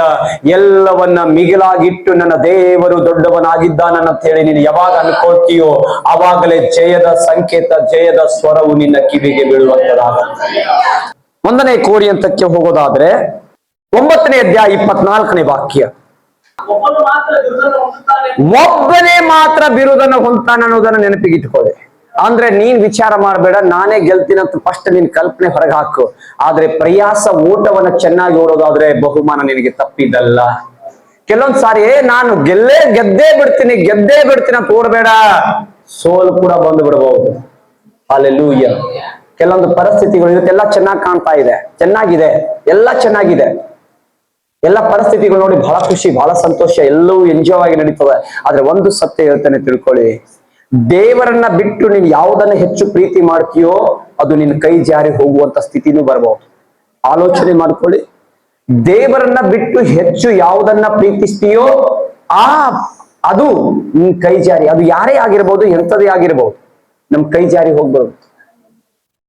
ಹಲ್ಲೆಲೂಯಾ. ಕೈ ಜಾರಿ ಹೋಗುತ್ತೆ. ಅದಕ್ಕೆ ಮೊದಲನೆಯ ಗೌರವ, ಮೊದಲನೆಯ ಸ್ಥಾನ ನೀನ್ ದೇವರಿಗೆ ಕೊಡೋದಾದ್ರೆ ಯಾವ ಸೇಕ್ ನಿನಗಾಗದಂತೆ ದೇವರು ನೋಡ್ಕೋತಾನೆ. ಇಲ್ಲ ಅಂತಂದ್ರೆ ದೇವರನ್ನ ಬಿಟ್ಟು ನೀನು ಏನೋ ಒಂದು ಮಾಡಕ್ ಹೋದ್ರೆ ನಿನ್ನನ್ನೇ ದೇವರು ಸೇಕ್ ಮಾಡ್ಬಿಡ್ತಾನೆ. ಹುಷಾರಾಗಿ. ಹಲ್ಲೆಲೂಯಾ. ನೀನ್ ಯಾವ್ದು ಹೆಚ್ಚು ಅದ್ರ ಮೇಲೆ ಹಾತ್ಕೊಂಡು ಕೂತಿದೆಯಲ್ಲ ಅದೇ ನಿನ್ ಕೈ ಬಿಟ್ಟು ಹೋಗ್ಬಿಡ್ತದೆ. ಹೇಳ್ತಿದೀಯೋ? ಹಲ್ಲೆಲೂಯಾ. ಅದೇ ಕೈ ಬಿಟ್ಟು ಹೋಗ್ಬಿಡ್ತದೆ. ಯಾಕೆ ಹಿಂಗಾಯ್ತಂತಂದ್ರೆ ನಿನಗೆ ಕೊಡವರಿಗೆ ಗೌರವ ಕೊಡದೇ ಇದ್ದ ಕಾರಣ ಇದ್ದದ್ದು ಕಳ್ಕೊಳ್ಳುವ ಸ್ಥಿತಿ ಬಂದ್ಬಿಡ್ತದೆ. ದಯಮಾಡಿ ಹೇಳ್ತೇನೆ, ಮೊದಲನೇ ಗೌರವ ನಿನ್ನ ದೇವರಿಗೆ ಕೊಡು. ನೀನ್ ದೇವರನ್ನ ಸನ್ಮಾನಿಸು. ಎಪೇಷ್ಯದಲ್ಲಿ 6ನೇ ಅಧ್ಯಾಯಕ್ಕೆ ನಮ್ಮ ಸತ್ಯವೇದವನ್ನ ತಿರುಗಿಸ್ಕೊಳ್ಳೋಣ. 10ನೇ ವಾಕ್ಯದಿಂದ ಹೋದ್ರೆ ಇಲ್ಲಿ ನಾನು ಕೆಲವು ಆತ್ಮಿಕ ಯುದ್ಧದ ಬಗ್ಗೆ ಕೆಲವು ವಿಷಯಗಳನ್ನು ಹೇಳ್ತಾನೆ. ಇದುವರೆಗೆ ನಾನು ಮಾತಾಡಿದ್ದು ನಿಮಗೆ ಸ್ವಲ್ಪ ಅರ್ಥ ಆಗಿರ್ಬಹುದು, ಆದ್ರೆ ಈಗ ಸ್ವಲ್ಪ ನಿಮಗೆ ಅದನ್ನು ಕ್ಲಾರಿಟಿ ಕೊಟ್ಟು ನಾನು ಮುಕ್ತಾಯ ಮಾಡ್ತೇನೆ. 6ನೇ ಅಧ್ಯಾಯ 10ನೇ ವಾಕ್ಯ. ನೀವು ಕರ್ತನನ್ನು ಆತನ ಅತ್ಯಧಿಕವಾದ ಶಕ್ತಿಯನ್ನು ಆಶ್ರಯಿಸಿಕೊಂಡವರಾಗಿ ಬಲಗೊಳ್ಳಿರಿ. ಸೈತಾನನ ತಂತ್ರೋಪಾಯಗಳನ್ನು ಸೈತಾನನ ತಂತ್ರೋಪಾಯಗಳನ್ನ ನೀವು ಎದುರಿಸಿ ನಿಲ್ಲೋದಕ್ಕೆ ಶಕ್ತರಾಗಿ ನಿಲ್ಲುವಂತೆ ದೇವರು ದಯಪಾಲಿಸುವಂತ ಸರ್ವ ಆಯುಧಗಳನ್ನ ಧರಿಸಿಕೊಡ್ರಿ. ಇಲ್ಲಿ ಗೋಲಿಯಾತನು ಎಲ್ಲಾ ಆಯುಧಗಳನ್ನ ಧರಿಸ್ಕೊಂಡು ಕೂತಿದ್ದ, ಆದರೆ ದಾವಿದನಲ್ಲಿ ಯಾವುದೇ ಆಯುಧಗಳು ಕಾಣಲಿಲ್ಲ. ಆದ್ರೆ ಅವನು ಆತ್ಮಿಕವಾದಂತ ಆಯುಧಗಳನ್ನ ಧರಿಸ್ಕೊಂಡಿದ್ದ. ಆತ್ಮಿಕವಾದಂತ ಎಲ್ಲಾ ಪ್ರೊಟೆಕ್ಷನ್, ತನಗೆ ಬೇಕಾಗಿರುವಂತ ಎಲ್ಲಾ ರೀತಿಯ ಸಿದ್ಧತೆಗಳನ್ನ ಆತನು ಮಾಡ್ಕೊಂಡಿದ್ದ. ಗಮನ ಕೊಟ್ಟು ಕೇಳಿ, ಆತ್ಮಿಕ ಯುದ್ಧ ಎಂದ್ರೆ ಹಲ್ಲೆಲೂಯಾ, ಆತ್ಮಿಕ ಯುದ್ಧ ಅನ್ನುವಂಥದ್ದು ಏನು ಗೊತ್ತಾ? ಒಳ್ಳೆದರ ಮತ್ತು ಕೆಟ್ಟದರ ಮೇಲೆ ಪರಿಣಾಮ ಬೀಳುವಂತ ಕಾರ್ಯಗಳಲ್ಲಿ ಕಂಡಿಡಿದು ಕೆಟ್ಟದನ್ನ ನಿರ್ನಾಮ ಮಾಡುವಂಥದ್ದೇ ಆ ಆತ್ಮಿಕ ಯುದ್ಧ. ಕೇಳ್ತಿದ್ದೀರಾ? ಒಳ್ಳೆಯದು ಕೆಟ್ಟದ್ದು ಈ ಲೋಕದಲ್ಲಿ ಇದೆ ತಾನೆ? ಇದೆ ಇಲ್ವೋ? ಹಲ್ಲೆಲೂಯಾ. ಒಳ್ಳೆಯದು ಕೆಟ್ಟದ್ದು ಎರಡೂ ಇದೆ. ಕೆಟ್ಟದನ್ನ ಕಂಡು ಹಿಡಿದು ಅದನ್ನ ಸಂಪೂರ್ಣವಾಗಿ ನಷ್ಟಪಡಿಸುವಂತದ್ದೇ ಆತ್ಮಿಕ ಯುದ್ಧದ ಒಂದು ಸಂಕೇತ. ಹಲ್ಲೆಲೂಯಾ. ದೇವರ ಪವಿತ್ರ ನಾಮಕ್ಕೆ ಸ್ತೋತ್ರ. ಅದು ದುಷ್ಟ ಶಕ್ತಿಯಾಗಿರಬಹುದು, ಸೈತಾನನಾಗಿರಬಹುದು, ಅಥವಾ ಯಾವುದೇ ದುರಾತ್ಮನ ಕ್ರಿಯೆಗಳಾಗಿರಬಹುದು. ಅದನ್ನ ಒಳಗೊಂಡಿರುವಂತ ಯಾವ ಶಕ್ತಿಯಾದರೂ ನಿನ್ನನ್ನು ಜಯಿಸೋದಕ್ಕಾಗೋದಿಲ್ಲ. ಯಾವಾಗ? ನೀನದನ್ನ ಕಂಡು ಹಿಡಿದು ಹೋಗುವಾಗ. ಹಲ್ಲೆಲೂಯಾ. ಒಂದು ಆತ್ಮಿಕ ಯುದ್ಧದ ಪ್ರಮುಖವಾದಂತ ಕೆಲ ಸಂಗತಿಗಳನ್ನು ಹೇಳ್ತೇನೆ. ಆತ್ಮಿಕ ಯುದ್ಧ ಅಂದ್ರೆ ಇದು ಈಟಿ ಕತ್ತಿಗಳಿಂದ ನಡೆಯುವಂಥದ್ದು. ರಕ್ತ ಮಾಂಸವನ್ನ ಚೆಲ್ಲಾಪಲ್ಲಿ ಮಾಡೋದು, ರಕ್ತ ಚೆಲ್ಲೋದು, ಇದು ಯುದ್ಧ ಅಲ್ಲ. ಇದಿರೋ ಹಲ್ಲೆಲೂಯಾ. ರಕ್ತ ಕೊಟ್ಟು ಇಷ್ಟು ಜನ ಸತ್ರು, ಮೊನ್ನೆ ಇಸ್ರಾಯೇಲ್ ಅಲ್ಲಿ ಇಷ್ಟು ಜನ ಸತ್ರು, ಮತ್ತೆ ಇರಾಕ್ ಅಲ್ಲಿ ಇಷ್ಟು ಜನ ಸತ್ರು ಅಂತ ಹೇಳಿ ಸುದ್ದಿ ಬಂತಲ್ಲ, ಆ ಯುದ್ಧ ಅಲ್ಲ. ಈ ಯುದ್ಧ ಏನ್ ಗೊತ್ತಾ? ಕಣ್ಣಿಗೆ ಕಾಣದಿರುವಂತ ಮಂಡಲದ ಮೇಲೆ ಪ್ರತಿನಿತ್ಯನೂ ಹೋರಾಡಬೇಕಾಗತ್ತೆ. ಹಲ್ಲೆಲೂಯಾ. ಇದು ರಕ್ತ ಮಾಂಸಗಳಿಂದ ಅಥವಾ ಮನುಷ್ಯರ ಜೊತೆ ದೈಹಿಕವಾಗಿ ಇರುವಂತ ಯುದ್ಧ ಅಲ್ಲ. ಏನ್ರಿ? ಮನುಷ್ಯರ ಜೊತೆ ಮತ್ತೆ ಈಟಿ ಕತ್ತಿ ಹಿಡ್ಕೊಂಡು ದೈಹಿಕವಾಗಿ ಯುದ್ಧ ಮಾಡುವಂತ ಯುದ್ಧ ಅಲ್ಲ. ಹಲ್ಲೆಲೂಯಾ. ಮನುಷ್ಯರ ಮನಸ್ಸು ಅಥವಾ ಆಲೋಚನೆಗಳು ಆತ್ಮಿಕ ಜೀವಿತವನ್ನ ನಾಶ ಮಾಡೋದಕ್ಕೆ ಪ್ರಯತ್ನ ಮಾಡುತ್ತಿರುವಂತ ದುಷ್ಟ ಶಕ್ತಿಗಳ ಮೇಲೆ ಹೋರಾಡುವಂತದ್ದೇ ಆತ್ಮಿಕ ಯುದ್ಧ. ಹಲ್ಲೆಲೂಯಾ. ರಂಗಸ್ಥಾನದಲ್ಲಿ ಓಡೋದಕ್ಕೆ ಗೊತ್ತಾದವರೆಲ್ಲರೂ ಎಲ್ಲರೂ ಓಡ್ತಾರಲ್ಲ, ಓಡುತ್ತಾರೆ, ಎಲ್ಲರೂ ಓಡ್ತಾರೆ, ಎಲ್ಲರೂ ಗೆಲ್ಲಬೇಕಂತೆ ಓಡ್ತಾರೆ. ಆದ್ರೆ ಎಲ್ಲರೂ ಗೆಲ್ತಾರ? ಎಲ್ಲರೂ ಗೆಲ್ಲೋದಕ್ಕೆ ಸಾಧ್ಯನಾ? ಹಲ್ಲೆಲೂಯಾ. ಆದ್ರೆ ಆತ್ಮಿಕ ಜೀವಿತ ಅನ್ನುವಂಥದ್ದು ನಾವು ಎಲ್ಲರೂ ಇದೀವಿ. ಎಲ್ಲರೂ ಸ್ವರ್ಗ ಬೇಕಂತೆ ಹೊಂಟಿವಿ, ಎಲ್ಲರೂ ಪರಲೋಕ ಬೇಕಂತೆ ಹೊಂಟಿವಿ, ಎಲ್ಲರೂ ದೇವರ ಬಲ ಬೇಕಂತೆ ಹೊಂಟಿವಿ, ದೇವರ ಹಿಂದೆ ನಡಿಬೇಕಂತೆ ಹೊಂಟಿವಿ, ದೇವರ ಚಿತ್ತ ಮಾಡ್ಬೇಕಂತೆ ಹೊಂಟಿದೀವಿ. ಆದ್ರೆ ನಾವು ಓಡ್ತಿರುವ ಓಟ ಯಾವುದನ್ನದನ್ನ ಚೆನ್ನಾಗಿ ಅರ್ಥ ಮಾಡ್ಕೋಬೇಕು. ಇವತ್ತು ನಿನ್ನನ್ನು ಎಚ್ಚೆತ್ತುಕೊಳ್ಬೇಕು. ಎಲ್ಲಿ ತನಕ ದೇವರ ಜೊತೆ ನಿಮ್ ಸಂಪರ್ಕ ಚಲೋ ಇರೋದಿಲ್ಲೋ ಅಲ್ಲಿ ತನಕ ನಿದ್ದೆನೂ ಆಗಲ್ಲ, ಊಟನೂ ಸಿಗಲ್ಲ. ಸೇರಿದ್ರು ಅದು ನಿನ್ ಪಚನ ಆಗಲ್ಲ. ಹಲ್ಲೆಲೂಯಾ. ಹಲ್ಲೆಲೂಯಾ. ಯಾಕಂತಂದ್ರೆ ನೀನ್ ಇರಬೇಕಾದ ಸಂಪರ್ಕ ಸರಿಯಾಗಿ ಮಾಡ್ಕೊಳ್ಳಿಲ್ಲ ಅಂತಂದ್ರೆ ಯಾವುದು ಎಲ್ಲಾ ಲೈನ್ ಕ್ಲಿಯರ್ ಆಗ್ಬಿಡ್ತಾವ. ಹಲ್ಲೆಲೂಯಾ. ಓಕೆ, ಏನ್ ಹೇಳ್ತಾ ಇದೆ ಅಂತ, ಮನುಷ್ಯನ ಮನಸ್ಸಿನಲ್ಲಿ ಅಥವಾ ಆಲೋಚನೆಗಳಲ್ಲಿ ಕಾರ್ಯನಿರ್ವಹಿಸಿ ಅವನನ್ನ ಕೆಡಿಸೋದಕ್ಕೆ ಕೆಲ ದುರಾತ್ಮ ಸೈನ್ಯಗಳು ಏನೆಲ್ಲಾ ಕಾರ್ಯಗಳನ್ನ ಮಾಡ್ತದಲ್ಲ, ಅದರ ವಿರೋಧವಾಗಿ ಹೋರಾಡುವಂಥದ್ದೇ ಆತ್ಮಿಕ ಜೀವಿತ, ಯುದ್ಧ, ಆತ್ಮಿಕವಾದಂತ ಒಂದು ಯುದ್ಧ. ಹಲ್ಲೆಲೂಯಾ. ಅದಕ್ಕೆ ಎಫೆಸ 6:12 ಹೇಳ್ತದೆ, ನಾವು ಹೋರಾಡುವುದು ಮನುಷ್ಯ ಮಾತ್ರದವರ ಸಂಗಡವಲ್ಲ, 4 ರೀತಿಯ ದುಷ್ಟ ಶಕ್ತಿಗಳ ಮೇಲೆ ನಾವು ಹೋರಾಡುವವರಾಗಿದ್ದೇವೆ. ಹಲ್ಲೆಲೂಯಾ. ನಾವು ಮನುಷ್ಯರ ಜೊತೆಯಲ್ಲಿ ಯುದ್ಧ ಮಾಡೋರಲ್ಲ, ಕಾಣದೇ ಇರುವಂತ ಮಂಡಲದಲ್ಲಿ ಯುದ್ಧ ಮಾಡುವವರಾಗಿದ್ದೇವೆ. ಕಾಣದೇ ಇರುವಂತ ದುರಾತ್ಮನ ಶಕ್ತಿಗಳ ಮೇಲೆ ನಾವು ಏನ್ ಮಾಡ್ತಾ ಇದ್ದೀವಿ? ಯುದ್ಧ ಮಾಡುವವರಾಗಿದ್ದೇವೆ. ಇದನ್ನ ಚೆನ್ನಾಗಿ ಇಟ್ಕೋಬೇಕು. ಸರಿ, ಈ ಯುದ್ಧದ ಸ್ಥಳಗಳು ಯಾವ ಗೊತ್ತಾ? ಯುದ್ಧ ಮಾಡುವಂತ ಸ್ಥಳಗಳು ಎಲ್ಲಿಂದ ಹೆಂಗ ಯುದ್ಧ ನಡೀತದ ಗೊತ್ತಾ ನಿಮಗೆ? ಆತ್ಮಿಕ ಯುದ್ಧ ಹೆಂಗ್ ನಡೀತದ ಗೊತ್ತಾ? ಬೇಕಾದ್ರೆ ಪೆನ್ನ ಬುಕ್ಕ ಇದ್ರೆ ಬರ್ಕೊಳ್ಳಿ. ಹಲ್ಲೆಲೂಯಾ. ಸ್ವಲ್ಪ ನಿದ್ದೆ ಆದ್ರೆ ಹೋಗುತ್ತೆ, ಕೈ ಆಡಿಸ್ರಿ. ಹಲ್ಲೆಲೂಯಾ. ದೇವರಿಗೆ ಸ್ತೋತ್ರ. ಆತ್ಮಿಕ ಯುದ್ಧದ ಪ್ರಮುಖವಾದಂತ ಸ್ಥಳಗಳು ಅಂದ್ರೆ ಯುದ್ಧ ಮಾಡುವ ಸ್ಥಳಗಳು. ಯುದ್ಧ ಮಾಡಕ್ಕೆ ಭೂಮಿ ಬೇಕು ತಾನೆ, ಆಟ ಆಡೋದಕ್ಕೆ ಗ್ರೌಂಡ್ ಬೇಕು ತಾನೆ, ಹಂಗೆ ಯುದ್ಧ ಮಾಡಕ್ಕೂ ಒಂದು ಗ್ರೌಂಡ್. ಹಾಗಾದ್ರೆ ಆತ್ಮಿಕ ಗ್ರೌಂಡ್ ಯಾವುದು? ಕ್ರಿಕೆಟ್ ಇವತ್ತು ಫೈನಲ್. ಅದಕ್ಕೆ ಇವತ್ತು ನಿದ್ದೆ ಮಾಡ್ಕೊಂಡು ಬಿಟ್ರೆ ರಾತ್ರಿ ಮ್ಯಾಚ್ ನೋಡಕ್ಕಾಗತ್ತೆ. ಪ್ರೇರಲ್ಲಿ ನಿದ್ದೆ ಮಾಡ್ಕೊಂಡು ಹೋಗ್ಬಿಟ್ರೆ ಮತ್ತೆ ರಾತ್ರಿ 11-12 ತನಕ ಕೂತ್ಕೊಂಡು ನೀವು ಏನ್ ಮಾಡ್ಬೇಕು? ನಾವು ಕ್ರಿಕೆಟ್ ನೋಡ್ಬೇಕಾಗತ್ತೆ. ಅಲ್ಲೆಲ್ಲೂಯ್ಯ. ಅವ್ರಿಗೆ ಹೆಂಗ್ ಗ್ರೌಂಡ್ ಇದೆಯಲ್ಲ ಆಟ ಆಡೋದಕ್ಕೆ, ನಮಗೂ ಒಂದು ಗ್ರೌಂಡ್ ಇದೆ. ಗೊತ್ತಾ ಯಾವ ಗ್ರೌಂಡ್ ಅಂತ? ಗೊತ್ತಾ ನಿಮಗೆ? ಆತ್ಮಿಕ ಗ್ರೌಂಡ್. ಕಣ್ಣಿಗೆ ಕಾಣಲ್ಲ ಇದು. ಅಲ್ಲೆಲ್ಲೂಯ್ಯ. ಸರಿ, ಅದು ಯಾವ್ದು ಗೊತ್ತಾ? ತಪ್ಪು ಆಲೋಚನೆಗಳನ್ನ ಸೃಷ್ಟಿ ಮಾಡುವಂತ ನಿನ್ನ ಮನಸ್ಸು. ಆ ಗ್ರೌಂಡ್ ಯಾವ್ದು ಗೊತ್ತಾ? ನಿನ್ನ ಮನಸ್ಸು. ಹಲ್ಲೆಲೂಯ್ಯ. ನಿನ್ನ ಮನಸ್ಸು ಅದು ಏನ್ ಮಾಡ್ತದೆ? ಮನಸ್ಸಿನಲ್ಲಿರುವಂತ ಕಹಿತನ, ಕೆಟ್ಟ ಕಾರ್ಯಗಳು ಅದು ಏನ್ ಮಾಡ್ತದ ಅಂತಂದ್ರೆ ತಪ್ಪು ಆಲೋಚನೆಗಳು, ಸಂಶಯ, ಭಯ ಮತ್ತು ನಿರಾಸೆ, ಇಂಥ ದುಷ್ಟ ಶಕ್ತಿಯ ಕಾರ್ಯಗಳನ್ನ ನಿನ್ನ ಒಳಗಡೆ ತುಂಬಿಸಿ ನಿನ್ನನ್ನ ಏಳಾರ್ದಾಗ ಮಾಡಿಬಿಡ್ತದೆ. ಈ ಗ್ರೌಂಡ್ ಗೊತ್ತಾ? ಕಣ್ಣಿಗೆ ಕಾಣಲ್ಲ, ನಿನ್ನ ಮನಸ್ಸಿನಲ್ಲಿ. ಅದು ನಿನ್ನ ಮೈಂಡ್. 1/4 kg ಇದೆಯಲ್ಲ ಒಳಗಡೆ. ಅಲ್ಲೆಲ್ಲೂಯ್ಯ. ಮೆದುಳು ಇದೆಯಲ್ಲ, 1/4 kg ಮೆದುಳು ಇದೆಯಲ್ಲ ಒಳಗಡೆ. ಆ 1/4 kg ಮೆದುಳು ಒಳಗಡೆ ಒಂದು ಗ್ರೌಂಡ್ ಇದೆ. ಅಲ್ಲೆಲ್ಲೂಯ್ಯ. ಒಂದು ಸ್ಟೇಡಿಯಂ ಇದೆ ಒಳಗಡೆ. ಆ ಸ್ಟೇಡಿಯಂ ಅಲ್ಲಿ ಏನಿದೆ ಗೊತ್ತೇನ್ರಿ? ಯುದ್ಧದ ಸಮಯದಲ್ಲಿ ನಿನ್ನ ವೈರಿ ಯಾರು? ನಿನ್ನ ಶರೀರದ ಇಚ್ಛೆಗಳು, ಸ್ವಭಾವಗಳು, ಹೊಟ್ಟೆ ಕಿಚ್ಚು ಅಥವಾ ಕೆಟ್ಟ ಕಲ್ಪನೆ, ಭಯ, ಅನೇಕ ಗೊಂದಲಗಳು ಒಳಗಡೆ ತುಂಬಿಕೊಂಡಂತ ವೈರಿಗಳು ಒಳಗಡೆ ಇದ್ದ ಕಾರಣ ನಿನಗೆ ಮುಂದೆ ಬೆಳೆಯೋದಕ್ಕೆ ಬಿಡೋದಿಲ್ಲ. ನಿನ್ನ ಯುದ್ಧ ಯಾರ ಜೊತೆ ಗೊತ್ತಾ? ನಿನ್ನ ಮನಸ್ಸಿನೊಟ್ಟಿಗೆ. ಯಾರೊಟ್ಟಿಗೆ ನಿನ್ನ ಯುದ್ಧ? ನಿನ್ನ ಮನಸ್ಸಿನೊಟ್ಟಿಗೆ. ಯಾವತ್ತು ಅದಕ್ಕೆ ನಿನ್ನ ಮನಸ್ಸನ್ನ ಚಂಚಲ ಮಾಡ್ಕೋಬಾರ್ದು. ನಿನ್ನ ಮನಸ್ಸನ್ನ ಚಂಚಲ ಮಾಡಬಾರ್ದು. ನಿನ್ನ ಮನಸ್ಸು ಬಹಳ ಜಾಗ್ರತೆಯಲ್ಲಿಟ್ಕೋ.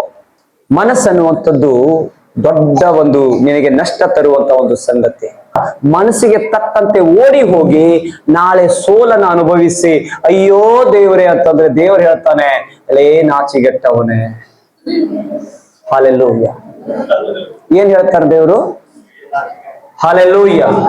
ಅಲ್ಲ, ನಿನ್ನ ಮನಸ್ಸನ್ನ ನೀನು ಕಂಟ್ರೋಲ್ ಅಲ್ಲಿ ತಗೊಂಡಿದ್ರಪ್ಪ ಅಂತ ಹೇಳಿ ನಾನು ಹೇಳಿದ್ರೆ, ಮನಸ್ಸನ್ನ ಛಿದ್ರ ಮಾಡಿಕೊಂಡು ಊರು ಸುತ್ತ ಬಂದು ಊರು ಸಾಬರಿ ಮಾಡ್ಕೊಂಡು ಬಂದಿಯಲ್ಲ, ಮತ್ತೆ ಅದ್ರ ಬಿಡ್ತದೇನು? ಅದಕ್ಕೆ ದೇವರ ನಿನ್ನ ಮನಸ್ಸಿನಂತೆಯೇ. ಹಲ್ಲೆಲೂಯ್ಯ. ಪಕ್ಕದಲ್ಲಿದ್ದವರಿಗೆ ಹೇಳು, ನಿನ್ನ ಮನಸ್ಸಿನಂತೆಯೇ ನಿನಗಾಗಲಿ. ಒಳ್ಳೆ ಮನಸ್ಸಿದ್ರೆ ಒಳ್ಳೇದಾಗತ್ತೆ, ಕೆಟ್ಟ ಮನಸ್ಸಿದ್ರೆ ಕೆಟ್ಟದಾಗತ್ತೆ, ಅಷ್ಟೇ. ಅಂದ್ರೆ ಒಂದು ಯುದ್ಧದ ಸ್ಥಾನ ಯಾವ್ದಂತಂದ್ರೆ ನಿನ್ನ ಮನಸ್ಸು.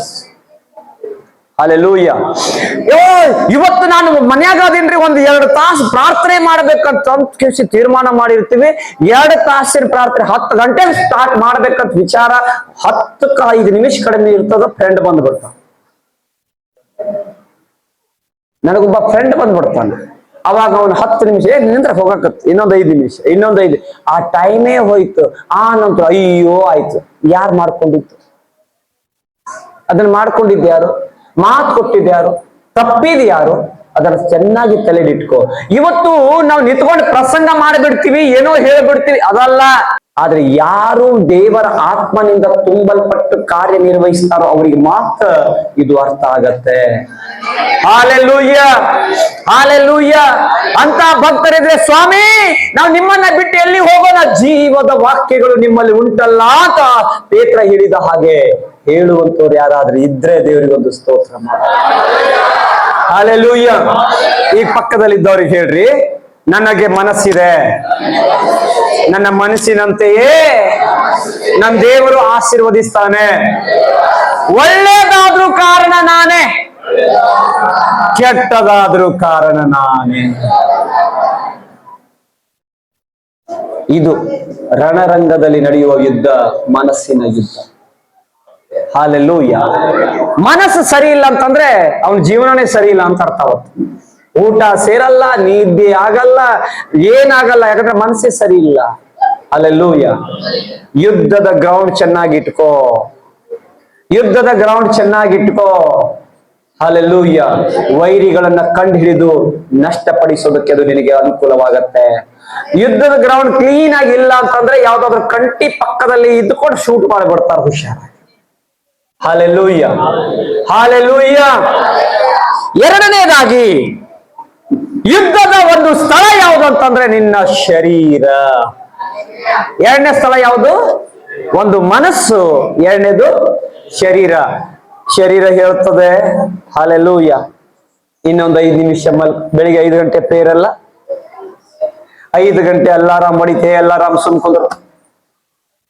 ಹಲ್ಲೆಲೂಯ, ಅಲ್ಲಾರಾಮ್ ಹೊಡಿತದೆ, ಆದ್ರೂ ಅದು ಕುಂತಿರ್ತದೆ. ಇನ್ನೊಂದು 5 ನಿಮಿಷ, ಇಲ್ಲ ಇಲ್ಲ ಬೇಡ ಹೇಳು ಅಂತ ಇನ್ನೊಂದ್ ಸಾರಿ ಹೊಡಿತದೆ. ಅವಾಗ ಇನ್ನು ಸುಮ್ಕೊಂಡ್ರೆ ನಿನ್ಗೆ ಗೊತ್ತಾಗಲ್ಲ. ಯಾರಿಗೆ? ಅಲ್ಲಾರಾಮ್ಗೆ. ಹಲ್ಲೆಲೂಯ. ಅದು ಮತ್ತೆ ಮತ್ತೆ ಹೊಡಿತದೆ, ಇದು ಮತ್ತೆ ಮತ್ತೆ ಹೊಡೆದು ಮಲಗಿಸ್ತದ. ಯಾಕೆ? ಈ ಶರೀರಕ್ಕಿನ್ನೂ ತೃಪ್ತಿ ಆಗಿಲ್ಲ, ನಿದ್ದೆ ತೃಪ್ತಿ ಆಗಲೇ ಇಲ್ಲ. ಈ ಶರೀರ ಬಲಹೀನತೆಗಳು ನಮ್ಮ ಯುದ್ಧದ ಒಂದು ಸಂಕೇತವಾಗಿದೆ. ಚೆನ್ನಾಗಿ ಅರ್ಥ ಮಾಡ್ಕೊಳ್ಳಿ. ಈ ಶರೀರ ಯಾವಾಗ ಬಲಹೀನವಾಗತ್ತೋ ಅವಾಗ ನಿನ್ನ ಆತ್ಮಿಕ ಜೀವಿತ ಕೂಡ ಬಲಹೀನವಾಗತ್ತೆ. ಆದ್ರೆ ಆತ್ಮಿಕ ಜೀವಿತ ಯಾವಾಗ ಬಲ ಹೊಂದತ್ತೋ ಶರೀರ ಕೂಡ ಬಲ ಹೊಂದಬೇಕು ಪ್ರಾರಂಭ. ಶರೀರದ ಆಸೆಯನ್ನು ಪೂರೈಸೋದು. ಹಲ್ಲೆಲೂಯ. ತಿನ್ನಂದ್ರೆ ತೆಕ್ಕೆಗಟ್ಲೆ ತಿನ್ನೋದು, ಮಲಗಂದ್ರೆ ಹಲ್ಲೆಲೂಯ. ಹಿಂಗಲ್ಲ, ಈ ಶರೀರವನ್ನ ಕಂಟ್ರೋಲ್ ಅಲ್ಲಿ ಇಟ್ಕೋಬೇಕು. ಹಲ್ಲೆಲೂಯ. ಶರೀರವನ್ನ ಕಂಟ್ರೋಲ್ ಅಲ್ಲಿ ಇಟ್ಕೋಬೇಕು. ನಿನ್ನ ಶರೀರಕ್ಕೆ ನಿನ್ನ ಹೊಟ್ಟೆ ಬಾಕ್ರನಾಗಿರ್ಬೇಡ ಅಂತ ಬೈಬಲ್ ಹೇಳ್ತದೆ ಅಲ್ವಾ? ಹಲ್ಲೆಲೂಯ. ಒಳ್ಳೆ ವಾಸನೆ ಬಂದ್ರೆ 2 ರೊಟ್ಟಿ ಜಾಸ್ತಿ ಹೋಗುತ್ತೆ. ಹಲೋ, ಶರೀರದ ಆಸೆ ಪೂರೈಕೆ ಮಾಡ್ತಾ ಇದೀಯ, ಆತ್ಮದ ಬಗ್ಗೆ ವಿಚಾರ ಮಾಡಿದೀಯೇನು? ಶರೀರಿಗೆ ಒಳ್ಳೆ ಬಟ್ಟೆ, ನಮ್ಮ ಶರೀರವನ್ನ ಅಲಂಕರಿಸಿಕೊಳ್ಳುವಂಥದ್ದು ಅದು ನಿನ್ನ ಆತ್ಮಿಕ ಜೀವಿತಕ್ಕೆ ಧಕ್ಕೆ ತರುವಂಥದ್ದು. ಶರೀರದ ಅಲಂಕಾರ ಅಲ್ಲ, ಆತ್ಮದ ಅಲಂಕಾರ ನಮಗೆ ಬೇಕಾಗಿದೆ. ಯುದ್ಧದಲ್ಲಿ ನೀನು ಇದ್ದಿ, ನಿನ್ನ ಶರೀರವನ್ನ ಬಲಹೀನ ಮಾಡ್ಕೋಬೇಡ. ನಿನ್ನ ಶರೀರ ಬಲಗೊಳ್ಳೋದು ಯಾವುದರಿಂದ?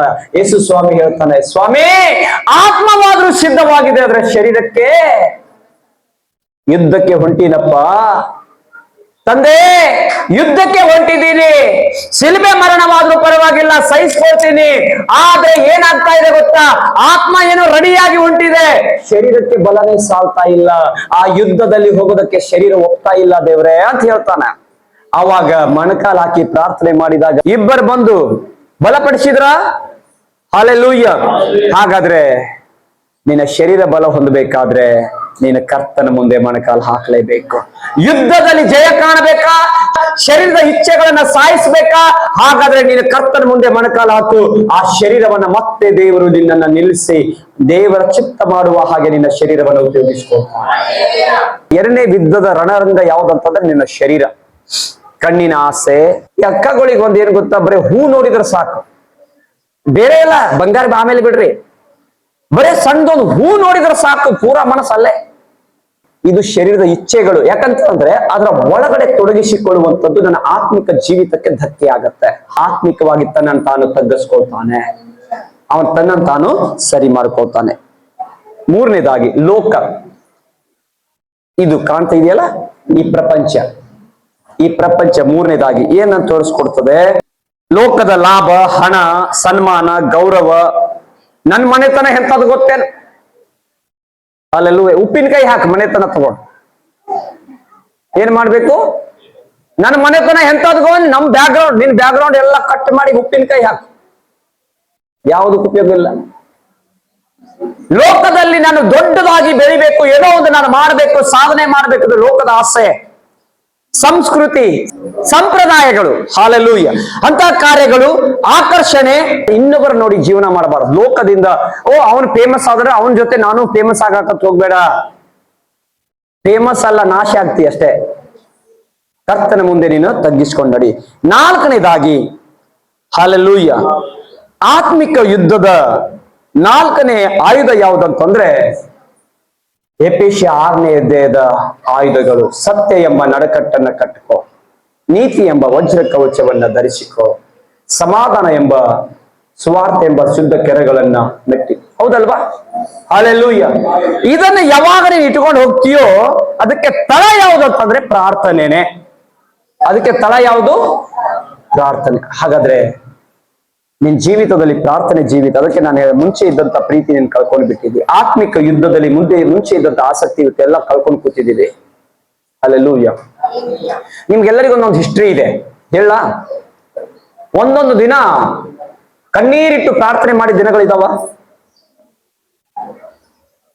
ಸರಿ, ಯಾರಿಗೋಸ್ಕರ ಕಣ್ಣೀರಿಟ್ಟು ಪ್ರಾರ್ಥನೆ ಮಾಡಿದ್ದು ನೆನಪಿದೆಯೋ? ಸ್ವಲ್ಪ ಊಹೆ ಮಾಡ್ಕೊಳ್ಳಿ. ಜನ ರಕ್ಷಣೆ ಆಗೋದಕ್ಕಾಗಿ, ನಾಶನದಲ್ಲಿ ಇದ್ದವರಿಗೋಸ್ಕರವಾಗಿ, ಅಥವಾ ಯಾರಿಗೋ ಸಮಸ್ಯೆ, ಆಸ್ಪತ್ರೆಯಲ್ಲಿ ಇದ್ದಾರೆ, ಅವ್ರೇನೋ ಸಾಯೋಕ್ಕೋ ಬದುಕೋಕ್ಕೋ ಅಂತ ಹೇಳಿ ಹೋರಾಡ್ತಾ ಇದ್ದಾರೆ. ಇಂಥ ಸುದ್ದಿ ಕೇಳ ಕಣ್ಣೀರು ಬಿಟ್ಟು ಪ್ರಾರ್ಥನೆ ಮಾಡಿದೀರಾ? ಈಗ ನಿಮ್ ಎದೆ ಮೇಲೆ ಕೈ ಇಟ್ಕೊಂಡು ಹೇಳ್ರಿ, ಈ ಪ್ರಾರ್ಥನೆ ಇವತ್ತು ಇದೆಯಾ ನಿಮ್ ಕಡೆ?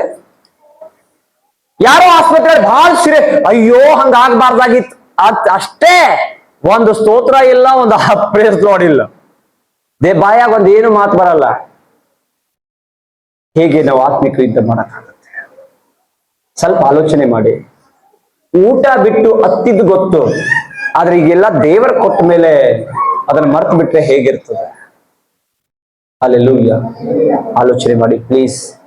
ದೇವರು ಹೇಳ್ತಿದ್ದಾನೆ ಆ ವಾಕ್ಯ, ತಿಮೋತಿಯನೇ, ನನಗೆ ಗೊತ್ತು ನಿನಗೆ ದೇವರು ಮಾಡಿದ ಪ್ರವಾದನೆ, ವಾಗ್ದಾನಗಳು, ನಿನಗೆ ಮಾಡಿದಂತ ಮಾತುಗಳು, ನಾನೆಲ್ಲ ನೆನಪಿನಲ್ಲಿ ಇಟ್ಟುಕೊಂಡು ನಾನು ಏನ್ ಮಾಡ್ತಾ ಇದ್ದೀನಿ? ಮತ್ತೆ ಕರ್ತನಲ್ಲಿ ಪ್ರಾರ್ಥಿಸ್ತಾ ಇದ್ದೇನೆ. ಅಂದ್ರೆ ಏನ್ ಅರ್ಥ ಗೊತ್ತಾ? ನೀನು ಎಲ್ಲದರಲ್ಲಿ ಪರ್ಫೆಕ್ಟ್ ಆಗಿದ್ದಿ, ಅದನ್ನ ಹಳೇದನ್ನ ನೆನೆಸಿ ನಾನು ಏನ್ ಮಾಡ್ತಾ ಇದ್ದೀನಿ? ದೇವರಿಗೆ ಸ್ತೋತ್ರ ಮಾಡ್ತಾ ಇದ್ದೇನೆ. ಹಾಗಾದ್ರೆ ನೀನು ಹಳೇದು ಮಾಡಿದ ಕಾರ್ಯಗಳು ಇವತ್ತು ನಿನ್ನನ್ನು ಬದುಕಿಸ್ತಾ ಇದೆ. ಅರ್ಥ ಮಾಡ್ಕೊಳ್ಳಿ. ನೀನು ಮಾಡಿದ ತ್ಯಾಗಗಳೇ ಇವತ್ತು ನೀನು ಸುರಕ್ಷಿತವಾಗಿದ್ದಿ. ಅವತ್ತು ಮಾಡಿದ ಪ್ರಾರ್ಥನೆ, ಇವತ್ತಿನ ಪ್ರಾರ್ಥನೆ ನಿನ್ನನ್ನು ಕಾಪಾಡ್ತಾ ಇಲ್ಲ. ಇವತ್ತಿನ ಪ್ರಾರ್ಥನೆ ಪ್ರಾರ್ಥನೆನೇ ಅಲ್ಲ. ಇವತ್ತು ಮಾಡುವ ನಿನ್ನ ಕಾರ್ಯಗಳು ಅದು ದೇವರಿಗೆ ಸಂಬಂಧಪಟ್ಟದಲ್ಲ. ನೀನು ಮುಂಚೆ ಏನು ಮಾಡಿದೆಯಲ್ಲ ಅದೇ ಇವತ್ತು ನಿನ್ನ ಕುಟುಂಬವನ್ನ, ನಿನ್ನನ್ನ, ನಿನ್ನ ವ್ಯಾಪಾರ, ನಿನ್ನ ಬಿಸ್ನೆಸ್, ನೀನು ಮಾಡುವ ಎಲ್ಲವನ್ನ ಕಾಪಾಡ್ತಿರೋದು ನಿನ್ನ ಹಳೆಯ ಪ್ರಾರ್ಥನೆ. ಹೋಗ್ತೀರಾ ಇದನ್ನ? ಹಳೆಯ ಜೀವಿತ, ಪ್ರಾರಂಭದಲ್ಲಿದ್ದಂತ ಆಸಕ್ತಿ, ಆ ಪ್ರಾರ್ಥನೆಯನ್ನ ದೇವರು ನೋಡಿ ಮರ್ತಿಲ್ಲ. ಇನ್ನು ಎದುರು ನೋಡ್ತಾ ಇದ್ದಾನೆ. ನನ್ನ ಮಗನು, ನನ್ನ ಮಗಳು ಮುಂಚೆ ಇದ್ದ ಆಸಕ್ತಿ ಮತ್ತೆ ಎದ್ದು ಬರ್ತಾರನ್ನುವಂತ ದಾಹದಿಂದ ದೇವರು ನೋಡ್ತಿದ್ದಾನೆ. ಹಾಗಾದ್ರೆ ಮತ್ತೆ ನನ್ನ ಜೀವಿತವನ್ನ ಕಟ್ಕೋತೀನಿ, ಪ್ರಾರ್ಥನಾ ಜೀವಿತವನ್ನ ಕಟ್ಕೋತೀನಿ ಅನ್ನೋರು ಎದ್ದು ನಿಂತ್ಕೊಳ್ಳೋಣ ಕರ್ತನ ಸಮ್ಮುಖದಲ್ಲಿ. ದೇವರು ನಿನ್ನನ್ನು ನೋಡ್ತಾ ಇದ್ದಾನೆ.